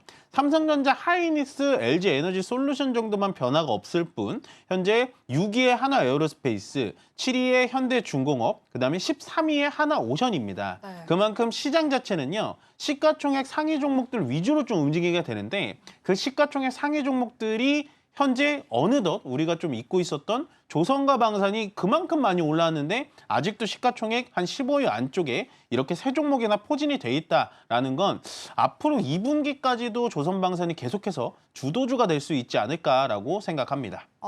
그래도 하나오션 좀 조선이나 방산 쪽으로 지금은 언제 떨어질지 몰라서 불안하신 분들은 이 얘기를 듣고 조금은 긍정적으로 해석해봐도 되지 않을까라는 생각을 해봅니다.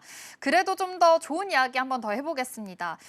이 관세 무풍지대 지금 영화 관련해서도 말씀은 해주셨지만 사실 지금 영화 관련해서 관세가 있을 수 있다라는 것 때문에 흔들렸잖아요. 그래도 이 와중에도 무풍지대는 있을 거라고 생각이 듭니다. 또 화장품 쪽으로도 되게 좋게 보셨다시피 미용기기 쪽으로도 좋게 보셨잖아요. 네. 이쪽으로는 계속 봐도 괜찮을까요? 저는 미용기기, 그러니까 미용기기하고 화장품 쪽은 계속해서 보는 게 좋을 것 같아요. 왜냐하면 뭐 꼭 미국뿐만이 아니라 네. 전 세계적으로 지금 K-뷰티에 대해서 관심이 굉장히 많거든요. 우리가 경험을 해봤다시피 지금 뭐 삼양식품 같은 경우는 뭐 100만 원을 간다 안 간다 막 이럴 정도로 원래 삼양식품이 뭐 20만 원도 채 가지 않았던 종목이었습니다. 근데 지금 결국에는 그 K-푸드 불닭볶음면 하나로 전 세계를 뒤흔들면서 올라갔듯이 제가 봤을 땐 K-뷰티도 분명히 이 K-푸드의 K-컬처에 다시 또 들어갈 수 있으리라고 보여지고요. 그만큼 또 지금 화장품에 관련된 종목들 중에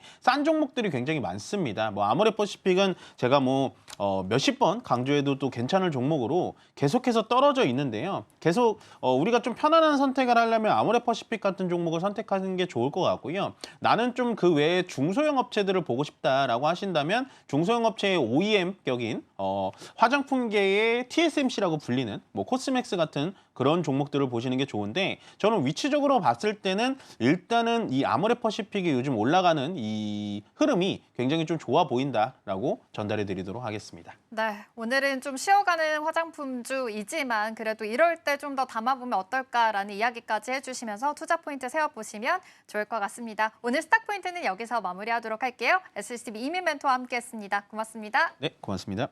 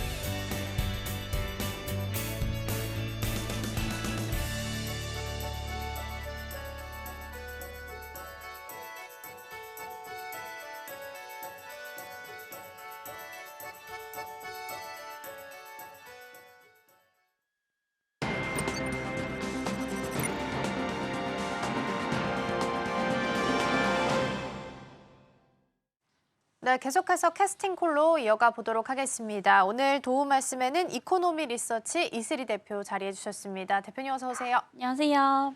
네, 긴 연휴를 보내고 오늘 개장한 첫날입니다. 국내 증시는 일단 코스피 코스닥 엇갈리면서 좀 흘러가는 모양새고요. 선물에서는 일단 플러스권 찍혀 있긴 합니다. 전반적인 분위기 먼저 해석 듣고 넘어가 보도록 할게요. 네, 우선은 이제 우리가 또 휴장이었던 만큼 쉬는 날에 이제 또 경제 지표에 대해서 각종 이제 결과들이 좀 나왔던 부분들이고요. 특히나 이제 빅테크 기업들의 이제 실적 발표가 좀 이어지게 되면서 지금 반도체 관련주들의 흐름은 좀 나쁘지 않은 상황입니다. 특히나 이제 AMD 같은 경우에 실적이 굉장히 좀 긍정적으로 나왔던 부분들이 오늘 반도체주 관련주들에 좀 영향을 준 것으로 좀 판단이 되고 있고요. 특히나 이제 가장 이제 눈에 띄었던 부분들은 저는 환율이 이제 1,400원 이하대로 갑자기 이제 뚝 떨어졌던 부분들을 보고 이번 주부터는 그래도 외국인들의 수급을 좀 기대해봐도 좀 되지 않을까 이런 생각들이 좀 먼저 들었었거든요. 그래서 오늘 시장에서 좀 보게 되면은 그렇게 조금 힘이 강하지는 않습니다. 여전히 뭐 코스피는 0.09%대, 코스닥은 약 이제 조정이 좀 나오고 있는 상황인데요. 전체적으로 그래도 수급을 보면 드디어 외국인들이 코스피 쪽에 한 390억대, 뭐 강하진 않지만 조금씩 지금 매수를 하는 이런 모습들로 좀 판단이 되고 있고요. 사실 오늘은 조금 이렇게 좀 변동성이 작은 보합세가 좀 이어지지 않을까라고 보고 있습니다. 그래서 각종 경제 지표들이 지금 발표가 되었는데요. 사실 진짜 중요한 것은 이제 목요일 새벽이라고 저는 좀 판단이 됩니다. 아무래도 이제 FOMC 관련해서 또 이제 얘기가 좀 나올 것으로 좀 보이고 있는 상황이기 때문에 이 금리 인하에 대한 방향성을 한번 체크를 하고 좀 적극적으로 매수를 하셔도 좀 늦지 않다라는 말씀 좀 드리도록 하겠고요. 오늘 전체적으로 분위기를 보게 되면은 일단 항공주 쪽이 좀 강세를 보이고 있습니다. 이거 역시도 우리가 환율이랑 좀 연관을 지어서 얘기를 좀 해볼 수가 있는 상황인데요.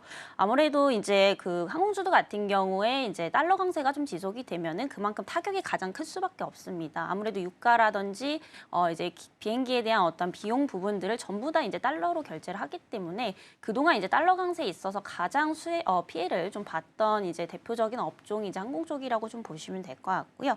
최근에 이제 대만 쪽에서 생보사에서 아무래도 이제 중국과 또 미국과 한번 이제 협상을 하게 되면서 이제 관세를 낮춰달라 대신에 이제 그 미국의 달러 가치는 좀 하락을 시키겠다. 즉 이제 대만 달러를 절상시키겠다라는 좀 얘기가 나오게 되면서 이 원화 가치가 같이 이제 급등하는 이런 현상들이 좀 이어졌었거든요. 네, 이렇게 된다라고 한다면은 추가적으로 여기다 FOMC에서 앞으로의 점도표가 좀 중요할 것으로 좀 보이고 있는 상황인데 미국에서 적극적으로 하반기부터 금리 인하를 하겠다라는 얘기들이 나오게 되면은 점진적으로 또 원화 강세가 될 수밖에 없는 좀 부분들이겠죠. 그래서 여전히 이제 원화 강세에 대한 기대감은 하반기까지 좀 가져가 볼 수 있겠다라고 좀 보여지고 있고요. 이러한 기대감들을 본다라고 한다면 지금부터 항공주들은 계속해서 좀 눈여겨 보셔야 되지 않을까라고 보고 있습니다. 여기다 더불어서 뭐 당연히 이제 원달러 강세에 따른 어떤 수혜까지도 좀 볼 수 있겠지만은 추가적으로 지금 유가가 엄청나게 또 급락을 하고 있는 부분들입니다. 아무래도 이제 경기 둔화에 대한 우려감들로 인해서 이제 석유 수요가 좀 많이 감소를 한 부분도 있지만 오펙에서 또 증산 얘기가 좀 나오고 있는 부분들이거든요. 이렇게 되면 이제 항공주들 같은 경우에 연료를 또 기름으로 쓰기 때문에 이 마진 차이까지도 좀 기대를 해볼 수가 있겠습니다. 그래서 이런 부분들로 인해서 항공주들이 지금 앞으로 하반기까지 우호적인 환경들이 계속해서 좀 만들어지고 있다라고 좀 판단이 되고 있고요. 그동안 항공주들 보면은 굉장히 좀 많이 눌려 있었던 또 부분들이기 때문에 현재 밸류적인 측면에서도 부담이 상당히 좀 완화가 되어 있다라는 거 이런 부분들을 본다면 지금부터 항공주들은 계속해서 좀 눈여겨보실 필요가 있지 않을까라고 좀 보고 있는 상황이고요. 그리고 이제 의약품 관세에 대한 얘기들도 좀 나오고 있습니다. 오늘 이 부분이 이제 코스닥의 하락을 좀 주도를 하고 있는 것으로 좀 보이고 있는 만큼 일단 의약품 관련주들은 앞으로 이제 관세에 대한 부분들이 어떻게 흘러갈지 이 부분을 좀 체크를 해보고 들어가시는 게 좀 좋지 않을까라는 말씀 좀 드리도록 하겠고요. 그리고 간밤에 또 이제 그 미디어에도 관세를 부과하겠다라는 얘기들이 좀 나왔습니다. 그러다 보니까 이제 넷플릭스가 하락을 했던 부분들이고 오늘 이제 우리나라 관련주들도 좀 그 타격을 좀 피할 수가 없는 이제 상황이라고 좀 보시면 될 것 같고요. 다만 이건 제 개인적인 생각이지만 미디어 쪽은 관세를 매기기가 굉장히 좀 어렵지 않을까라고 보고 있습니다. 물론 이제 그 부가세를 매기는 어떤 수단으로서는 사용을 할 수 있겠지만은 약간 이 미디어 쪽은 관세를 좀 적극적으로 부과하기에는 조금 쉽지 않다라고 좀 판단이 되고 있어서 오늘의 하락은 어떠한 그런 이제 일시적인 좀 하락이지 않을까라고 좀 보고 있는 상황이고요. 여전히 이제 K 콘텐츠에 대한 수요는 점진적으로 좀 증가를 하고 있는 부분들이기 때문에 여전히 이제 이렇게 오늘 하락이 좀 나온다라고 한다면 미디어 쪽은 한번 계속해서 좀 저가 매수의 기회가 좀 될 수 있지 않을까라고 좀 보고 있는 상황입니다. 그리고 전체적으로 오늘도 이제 개별적으로 또 정치 테마주들이 좀 기승을 좀 부리는 상황이라고 좀 보시면 될 것 같고요. 여전히 테마 쪽은 여러분들이 좀 조심을 하실 필요가 있겠다라는 말씀 드리면서 오늘은 조금 항공주 위주로 대응을 하시되 조금 하반기까지 보신다는 생각으로 접근을 하시면 될 것 같고요. 일단은 시장이 그렇게 강하지가 않습니다. 코스피도 이제 0.19%대 상승이 좀 나오고 있는 상황이지만 여전히 좀 선별적으로 오르고 있는 만큼 우리가 이제 FOMC까지는 한번 확인을 하고 접근을 해보자라는 말씀 좀 드리도록 하겠습니다. 그렇죠. 내일 이제 FOMC 결과 발표를 받아들 거기 때문에 이에 대한 경계감 속에 오늘 시장도 움직임이 좀 보이는 것 같고요. 오늘 지금 시각 기준으로 환율이 1,384원 10전 현재 지나가고 있는 상황입니다. 1,300원대로 내려온 상황이라서 이 배경에 여러 가지가 있겠지만 앞서서 말씀해 주셨던 대만 달러의 초강세 때문에 대한 이유가 있다라는 분석 기사도 있으니까 일단은 참고해 보시면 좋을 것 같고요. 환율이 많이 떨어졌음에도 코스피가 플러스권이긴 합니다만 굉장히 소폭이고요. 개장 대비해서도 규모가 좀 많이 줄어들었습니다. 그래서 오후장까지 이게 유지될 수 있을지 계속해서 체크가 좀 필요하지 않을까라는 생각이 좀 듭니다. 자, 그렇다면 오늘 외국인과 기관 쪽에서는 어떤 종목들을 좀 담고 있는지 먼저 확인해 보도록 하겠습니다. 네, 먼저 외국인 쪽에서는 오늘 SK 하이닉스를 1위 종목으로 담고 있고요. 기관 쪽에서는 지금 1위 종목이 삼성전자로 나와 있습니다. 그런데 이제 반대로 외국인 순매도를 좀 보면은 삼성전자랑 삼성전자 우선주가 지금 나란히 1, 2위에 자리하고 있습니다. 그러니까 외국인 쪽에서는 삼성전자에 대해서는 조금 더 부정적으로 보는 것 같고요. SK 하이닉스는 긍정적으로 평가를 하고 있지 않나라는 생각이 좀 들고요.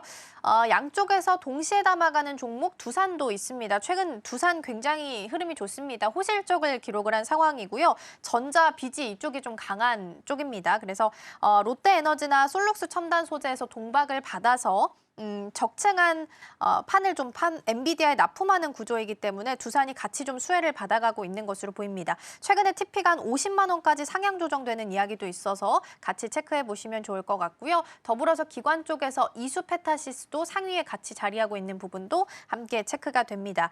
그럼 오늘은 이제 반도체 쪽부터 점검을 좀 하고 넘어가 보겠습니다. 외국인은 SK 하이닉스, 기관은 삼성전자, SK 하이닉스를 같이 담아가고 있는 상황입니다.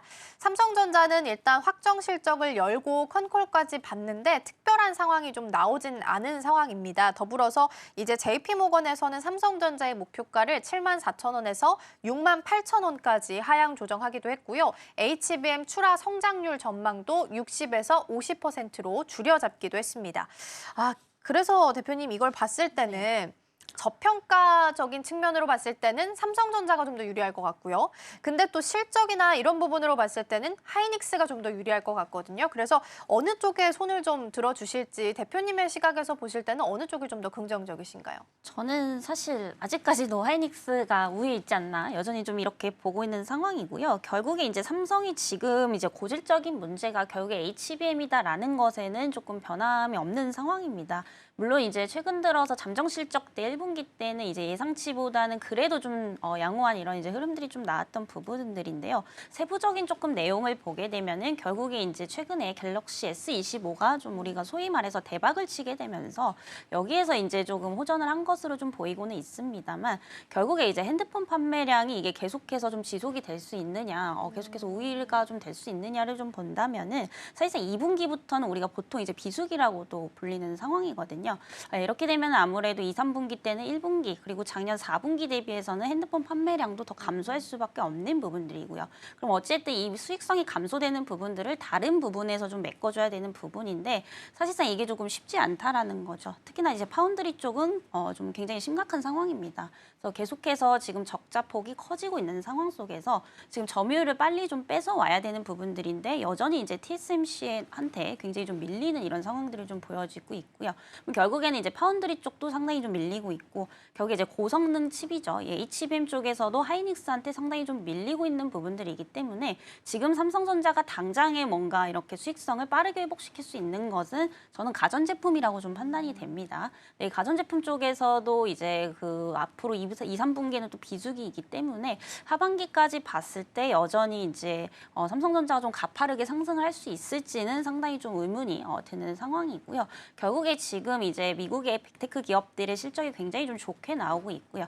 여전히 이제 AI에 대한 수요가 견조하다라는 것을 확인을 했다면 여기서 실질적으로 수혜를 볼 수 있는 것은 당장의 삼성보다는 여전히 하이닉스가 될 가능성이 상당히 좀 높다라는 거죠. 그래서 여전히 지금 삼성전자 같은 경우에 이제 외국 쪽에서도 이제 목표가 하향에 대한 부분들이 좀 나오곤 있습니다. 근데 앞서서 앵커님께서도 말씀을 주셨지만 여전히 숫자적으로는 저평가가 되어 있는 건 맞습니다. 그래서 삼성 같은 경우에는 정말 길게 보시는 분들이 아니라면은 지금 당장에 뭔가 엄청난 수급이 들어오기에는 상당히 좀 제한적일 것으로 좀 보이고 있어서 단기 관점에서 난 이 종목으로 좀 크게 수익 내고 싶다라고 하시는 분들에게는 좀 적합하지가 않겠죠. 그래서 오늘 수급만 보더라도 삼성전자 같은 경우에 지금 뭐 한 0.37%대 종가 대비해서 이렇게 상승이 좀 나오고 있고요.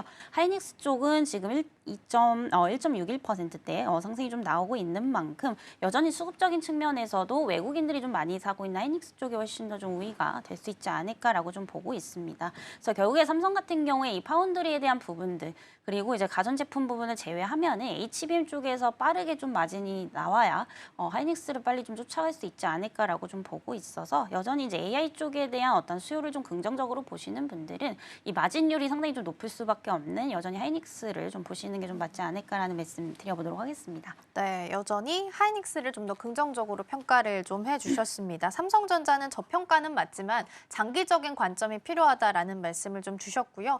오늘 이제 들어오는 창구를 좀 보니까 SK 하이닉스랑 삼성전자랑 둘 다 사실 저승사자라고 불리는 모건 스탠리 쪽에서 매수 창구 상위에 이름을 올리고 있긴 합니다. 그래서 이런 부분을 좀 어떻게 해석을 해야 할지 그리고 또 주가에는 어떻게 반영하게 될지도 오후장까지 같이 좀 지켜보시면 좋지 않을까 싶고요. 이번에는 한화 시스템을 좀 볼까 합니다. 여전히 인도랑 파키스탄에 대해서 또 새로운 전쟁 소식이 또 휴일 사이에 보도가 되게 되면서 방산에 대해서는 여전히 끊임없는 관심을 가져야 되지 않나라는 시각들이 줄을 이루고 있습니다. 최근 잘 가는 걸 봤을 때는 한화 시스템이고요. 여긴 MSCI에 대한 편입 기대감도 같이 가지고 있는 상황입니다. 한화 에어로스페이스가 대장주격으로 움직이고 있는데 사실 80만 원 선을 잘 지켜주면서 오늘도 83만 9천 원 선에서 거래가 되고 있거든요.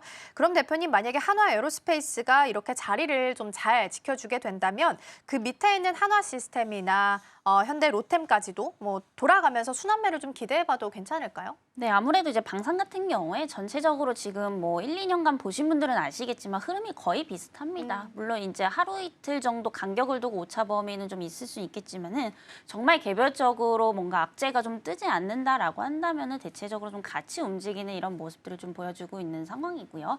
만약에 이제 하나 에어로스페이스가 전고점을 뚫고 계속해서 우상향 기조로 간다라고 한다면 그 나머지 밑에 종목들은 이제 하나 에어로보단 좀 탄력은 약할 수 있어도 결국에는 이제 방향성 또한 같이 갈 수밖에 없다라고 좀 판단이 되고 있고요.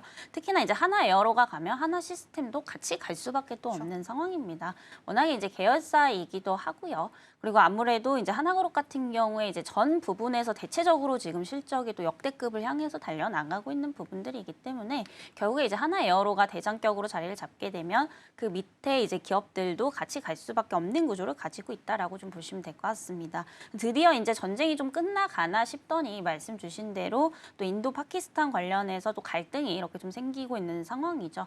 이렇게 되면 결국에 K 방산에 대한 수요 단순히 테마가 아니라 실질적인 어떤 수주로 또 한번 이어질 수밖에 없다라고 좀 판단이 되고 있습니다. 그래서 지금 방산이 결국에 지금 보면은 이제 테마로 올라온 거는 아니거든요. 그래서 실질적인 어떤 실적 개선 그리고 수주에 대한 부분들도 지속적으로 좀 증가를 하고 있다라는 부분들을 본다면 여전히 이제 하나 에어로스페이스, 하나 시스템 역시도 하반기까지 실적에 대한 기대감 여전히 좀 가져가 볼 수 있다라고 좀 판단이 됩니다.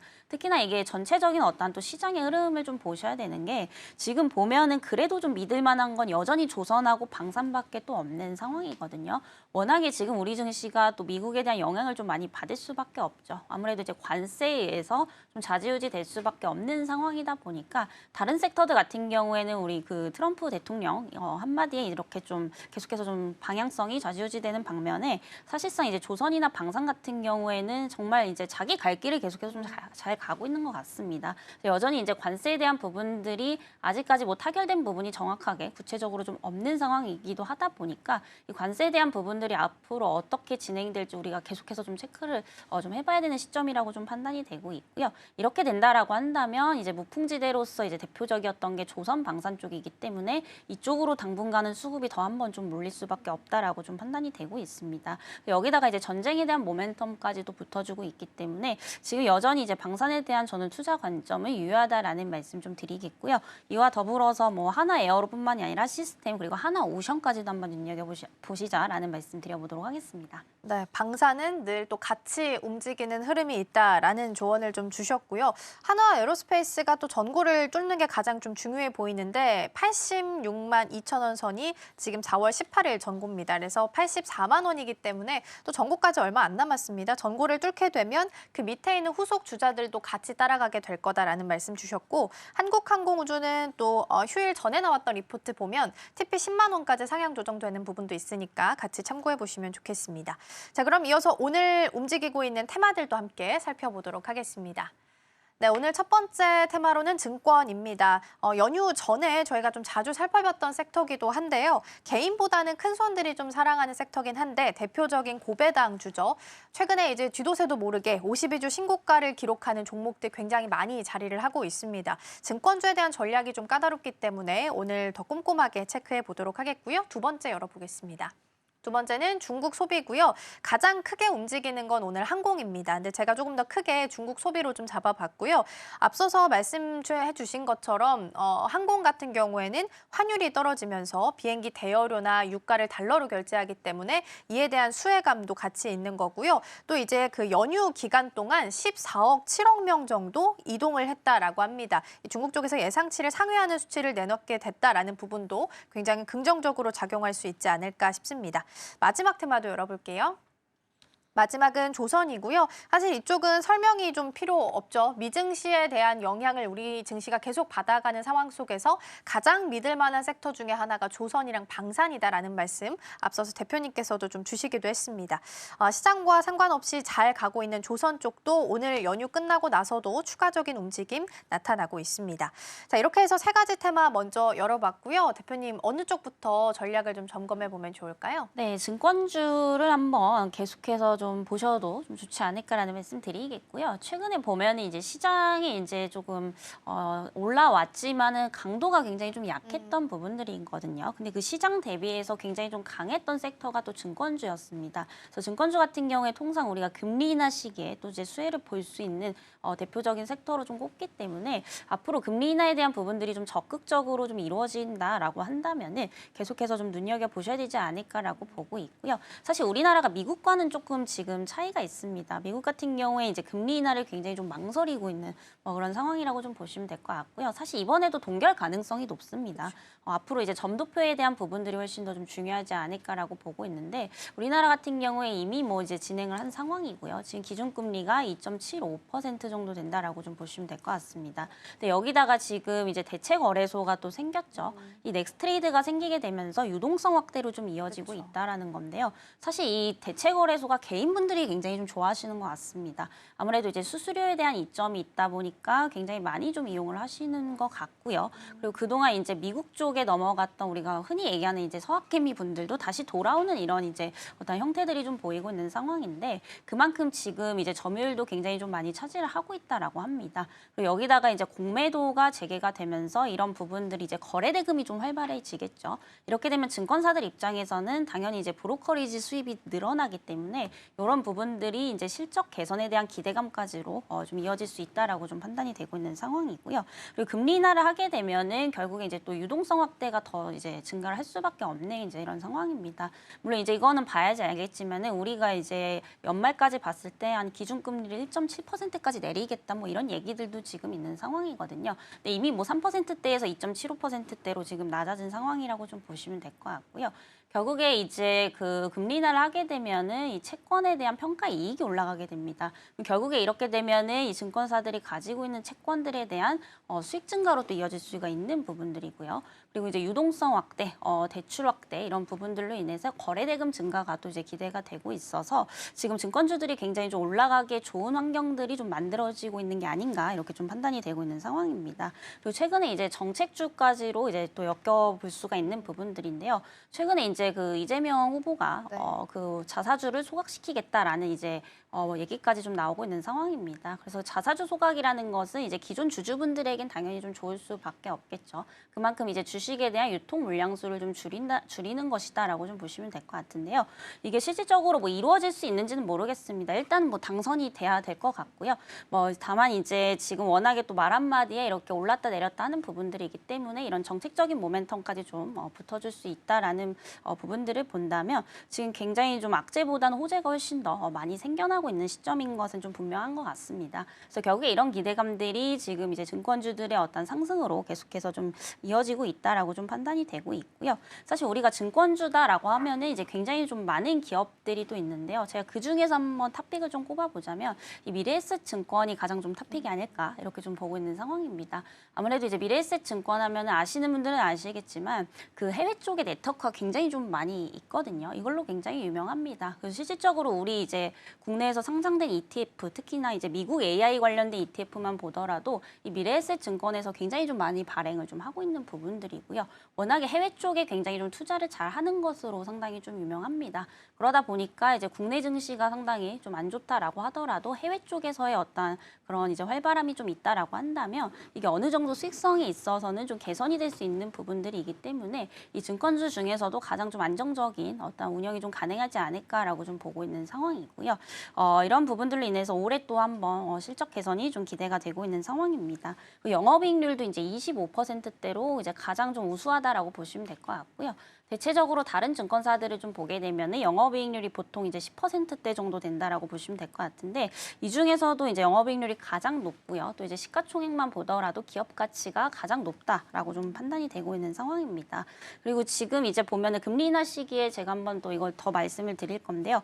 과거에 이제 증권주들이 가장 좀 강세였던 부분들을 보면 코로나 때거든요. 그래서 2020년 우리가 코로나를 겪고 나서 21년도까지 시장이 계속해서 좀 우상향하는 흐름들을 보여주면서 그때 당시에 이제 코스피가 3,300을 또 이제 갔던 부분들인데요. 지금 보면은 그때보다도 훨씬 더 지금 주가가 높게 형성이 지금 되어 있는 상황입니다. 그만큼 이제 코로나19 이제 엔데믹 때보다도 훨씬 더 지금이 모멘텀이 다 강하다라는 또 의미로 좀 볼 수가 있기 때문에 만약에 이제 추가적으로 어떠한 세론이라든지 지금 고점 대비해서 차익 실현 매물이 추가적으로 좀 나와준다라고 한다면 오히려 좀 모아가시기에 좋지 않을까라는 말씀 드리면서 앞에서 앵커님께서도 말씀 주셨지만은 결국에 증권주는 또 고배당주에서 빼놓을 수가 없는 부분들이거든요. 하반기까지 보시더라도 충분히 배당적인 매력도도 좀 가지고 있는 상황이기 때문에 계속해서 한번 좀 눈여겨보시면 좋지 않을까라는 말씀 드리겠습니다.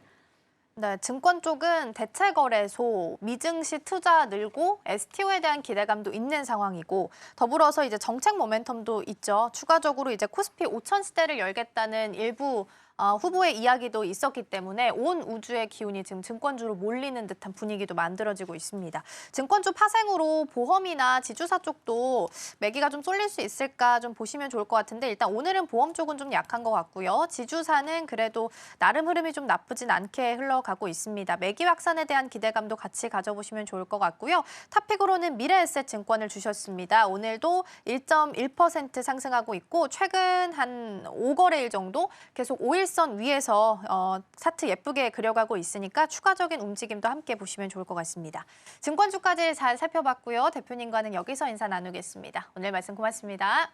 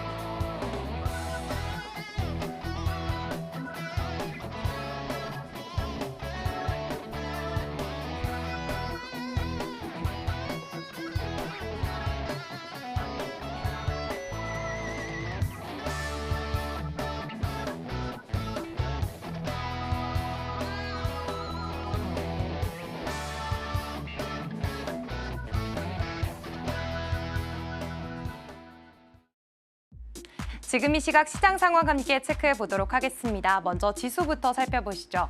간밤 뉴욕 증시는 3대 지수가 모두 하락세를 보이면서 마감을 했습니다. 우리 시장은 장 초반에는 양지수 모두 상승을 보여줬는데요. 현재는 코스닥이 하락 전환한 모습 확인해 보실 수가 있겠습니다. 코스피는 우선 0.55% 상승폭 보이면서 2,573선 지나가고 있고요. 코스닥의 경우에는 0.6%가량 하락폭 점점 더 키워가면서 717선에서 현재 지나가고 있습니다. 그렇다면 이어서 수급 상황도 함께 체크해 보도록 하겠습니다. 먼저 코스피 시장입니다. 네, 현재 코스피 시장의 경우에는 개인만 매도세 우위를 보이고 있습니다. 1,425억 원 팔아치우고 있는 모습 체크해 보실 수가 있겠고요. 외국인과 기관 쪽으로는 매수세가 유입되고 있는 모습도 함께 포착해 보실 수가 있겠습니다. 외국인은 316억 원 사들이고 있고 기관은 오늘도 큰 폭으로 1,269억 원 사들이고 있는 모습 확인이 되고 있습니다. 그렇다면 이어서 코스닥 시장도 함께 살펴보시죠.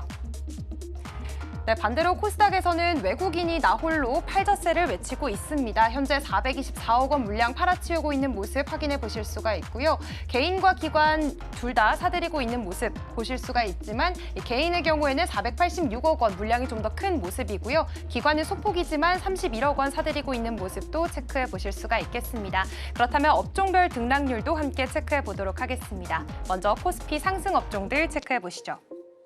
네, 현재 코스피에서는 전기 가스업이 2.91%대로 강한 상승세 보여주고 있습니다. 오늘 지역 난방공사나 한국전력 같은 종목들이 강세를 보이면서 이 상승 업종으로 좀 이끌어가고 있는 모습 확인해 보실 수가 있겠고요. 뒤를 이어서 운수창고 쪽이 2.6%대로 역시나 강세를 보이고 있는데요. 오늘 운송창고 쪽에서 항공주들이 오늘 강세를 보이고 있습니다. 대한항공 7%대, 아시아나도 4%대 강세 흐름 이어가면서 운수창고 쪽도 오늘 좋은 흐름 보이고 있고요. 이어서 증권 쪽, 철강 및 금속 쪽까지 모두 강세 나타내고 있습니다. 그렇다면 이어서 하락하는 업종들도 함께 체크해 보시죠.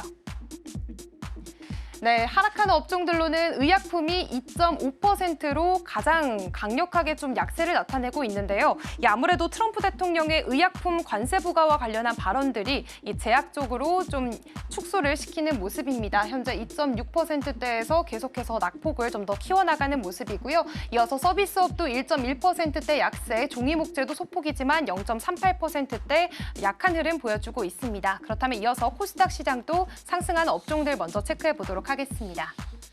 네, 오늘 코스닥 업종에서는 비금속이 0.74%대로 그래도 강한 모습 보여주고 있습니다. 기계 장비도 0.7%가량 상승세 보여주고 있고요. 운송 장비 부품까지 0.6%대 강세 보여주면서 코스닥 시장에서는 그래도 비교적 무거운 업종들이 좀 자리를 차지하고 있다는 거 확인해 보실 수가 있겠습니다. 그렇다면 이어서 하락하는 업종들도 함께 체크해 보도록 하겠습니다. 네, 하락하는 업종들로는 역시나 제약이 좀 가장 하락하는 모습을 보여주고 있습니다. 2.3%대로 좀 강력한 하락세를 보이고 있고요. 이어서 기타 서비스도 2%대 가까운 하락세 나타내면서 오늘 코스닥 시장은 전반적으로 좀 쉬어가는 흐름이 포착되고 있습니다. 오락문화와 섬유의료까지도 계속해서 좀 약한 흐름 보여주고 있다는 점도 함께 체크해 보시면 좋겠고요. 이어서 거래대금도 함께 살펴보도록 하겠습니다. 먼저 코스피 거래대금 상위 종목들 체크해 보시죠. 네, 현재 삼성전자와 SK하이닉스 반도체 투탑이 자리에 있는 모습 확인해 보실 수가 있겠습니다. 간밤 이 미국에서는요, AMD의 실적 발표가 나왔는데 예상 외를 웃도는 그런 호실적을 발표하면서 오늘 반도체주들 그래도 좀 좋은 모습들 보여주고 있습니다. 상승세 이어가고 있고요. SK하이닉스가 좀 더 큰 폭의 상승세 보여주고 있습니다. 그리고 체코원전 관련주인 두산에너빌리티가 또 3위로 차지를 하고 있는데요. 현재 4% 가까이 빠지는 모습 체크해 보실 수가 있겠습니다. 아무래도 이 체코 원전 본계약을 하루 앞두고 체코 법원에서 서명 중지 명령을 내리면서 이런 관련주들 오늘 하락하고 있는 모습 보여주고 있는데 그래도 장 초반보다는 낙폭을 좀 많이 축소했다는 점도 체크해 보시면서 현재장에서 26,650원 선에서 거래가 되고 있습니다. 그렇다면 이어서 또 하나 에어로스페이스의 경우에는 지금 2.7%대 강세 보여주고 있습니다. 현재 이 인도와 파키스탄의 갈등으로 인해서 또 K 방산에 대한 관심이 점차 커지는 모습도 확인해 보실 수가 있겠고요. 또 하나오션 같은 오늘 조선주들도 흐름이 굉장히 좋습니다. 그렇다면 다음으로 이어서 코스닥 시장도 이동해 보도록 하겠습니다. 네, 현재 코스닥 거래대금 상위 종목 중에 1위로는 인벤티지랩이 자리를 하고 있습니다. 계속해서 비만 치료제 쪽으로 이제 시장에 대한 기대감이 커지고 있는 상황인데요. 오늘도 상승세 이어가면서 12%대 급등세 보여주고 있습니다. 52,600원 선에서 거래가 되고 있고요. 또 MD바이스는 반도체 설계 쪽 관련주입니다. 방금 말씀해드렸듯이 간밤 AMD 실적이 굉장히 좋게 나왔기 때문에 이로 인해서 반도체 관련주들도 좋은 흐름 이어가면서 오늘 12%대 또 상승세 보여주고 있고요. 포메탈처럼 21% 급등하는 모습, 포메탈은 방산 관련주입니다. 오늘 방산 관련주들도 상위단에 자리한 모습 확인해 보실 수가 있겠고요. 또 역시나 또 정치 테마주들이 상위에 위치한 모습도 확인해 보실 수가 있겠습니다. 이재명 관련주로 상지건설 지난주에서는 조금 하락세를 보여주긴 했지만 오늘 장에서는 11%대 다시 급등세 보여주는 모습도 함께 체크를 해보실 수가 있겠습니다. 그렇다면 이어서 코스피 시가총액 상위 종목 한번 살펴보도록 하겠습니다. 네, 오늘 현대차와 기아는 좀 쉬어가는 흐름이 다소 짙게 보여지고 있습니다. 현대차는 1% 가까운 흐름, 기아는 1% 넘는 하락세 이어가고 있는 모습 확인해 보실 수가 있겠고요. 또 셀트리온 역시나 제약바이오주 쪽으로는 좀 약세가 두드러지게 나타나고 있습니다. 2%대 약세, 삼성바이오로직스도 2.7%대 낙폭 계속해서 확대해 나가면서 오늘장 안에서 제약바이오주들은 좀 쉬어가는 흐름 포착해 보실 수가 있겠고요. 오늘 KB금융 금융주들 1%가량 상승세 보여주면서 좋은 흐름 보여주고 있고 앞서 말씀드렸듯이 방산주 그리고 조선주들 오늘 좋은 흐름 보여주면서 하나에어로스페이스 2.5%대 강세, HD 현대중공업도 2% 가까운 강세 실현해내고 있습니다. 그렇다면 이어서 코스닥 시가총액 상위 종목들의 흐름도 함께 살펴보도록 하겠습니다. 오늘 아무래도 코스닥 시총 상위 종목들 중에서는 제약바이오주들이 대거 물량이 빠지는 모습 확인해 보실 수가 있겠습니다. 알테오젠 2.1%대 약세 보여주고 있고요. 또 아까 에코프로비엠의 경우에는 이 에코프로 그룹주들 좀 상반대 흐름 보여줬었는데 현재는 동반 하락세를 또 나타내고 있습니다. 에코프로가 1.3%가량 하락 전환한 모습도 체크를 해보실 수가 있겠고요.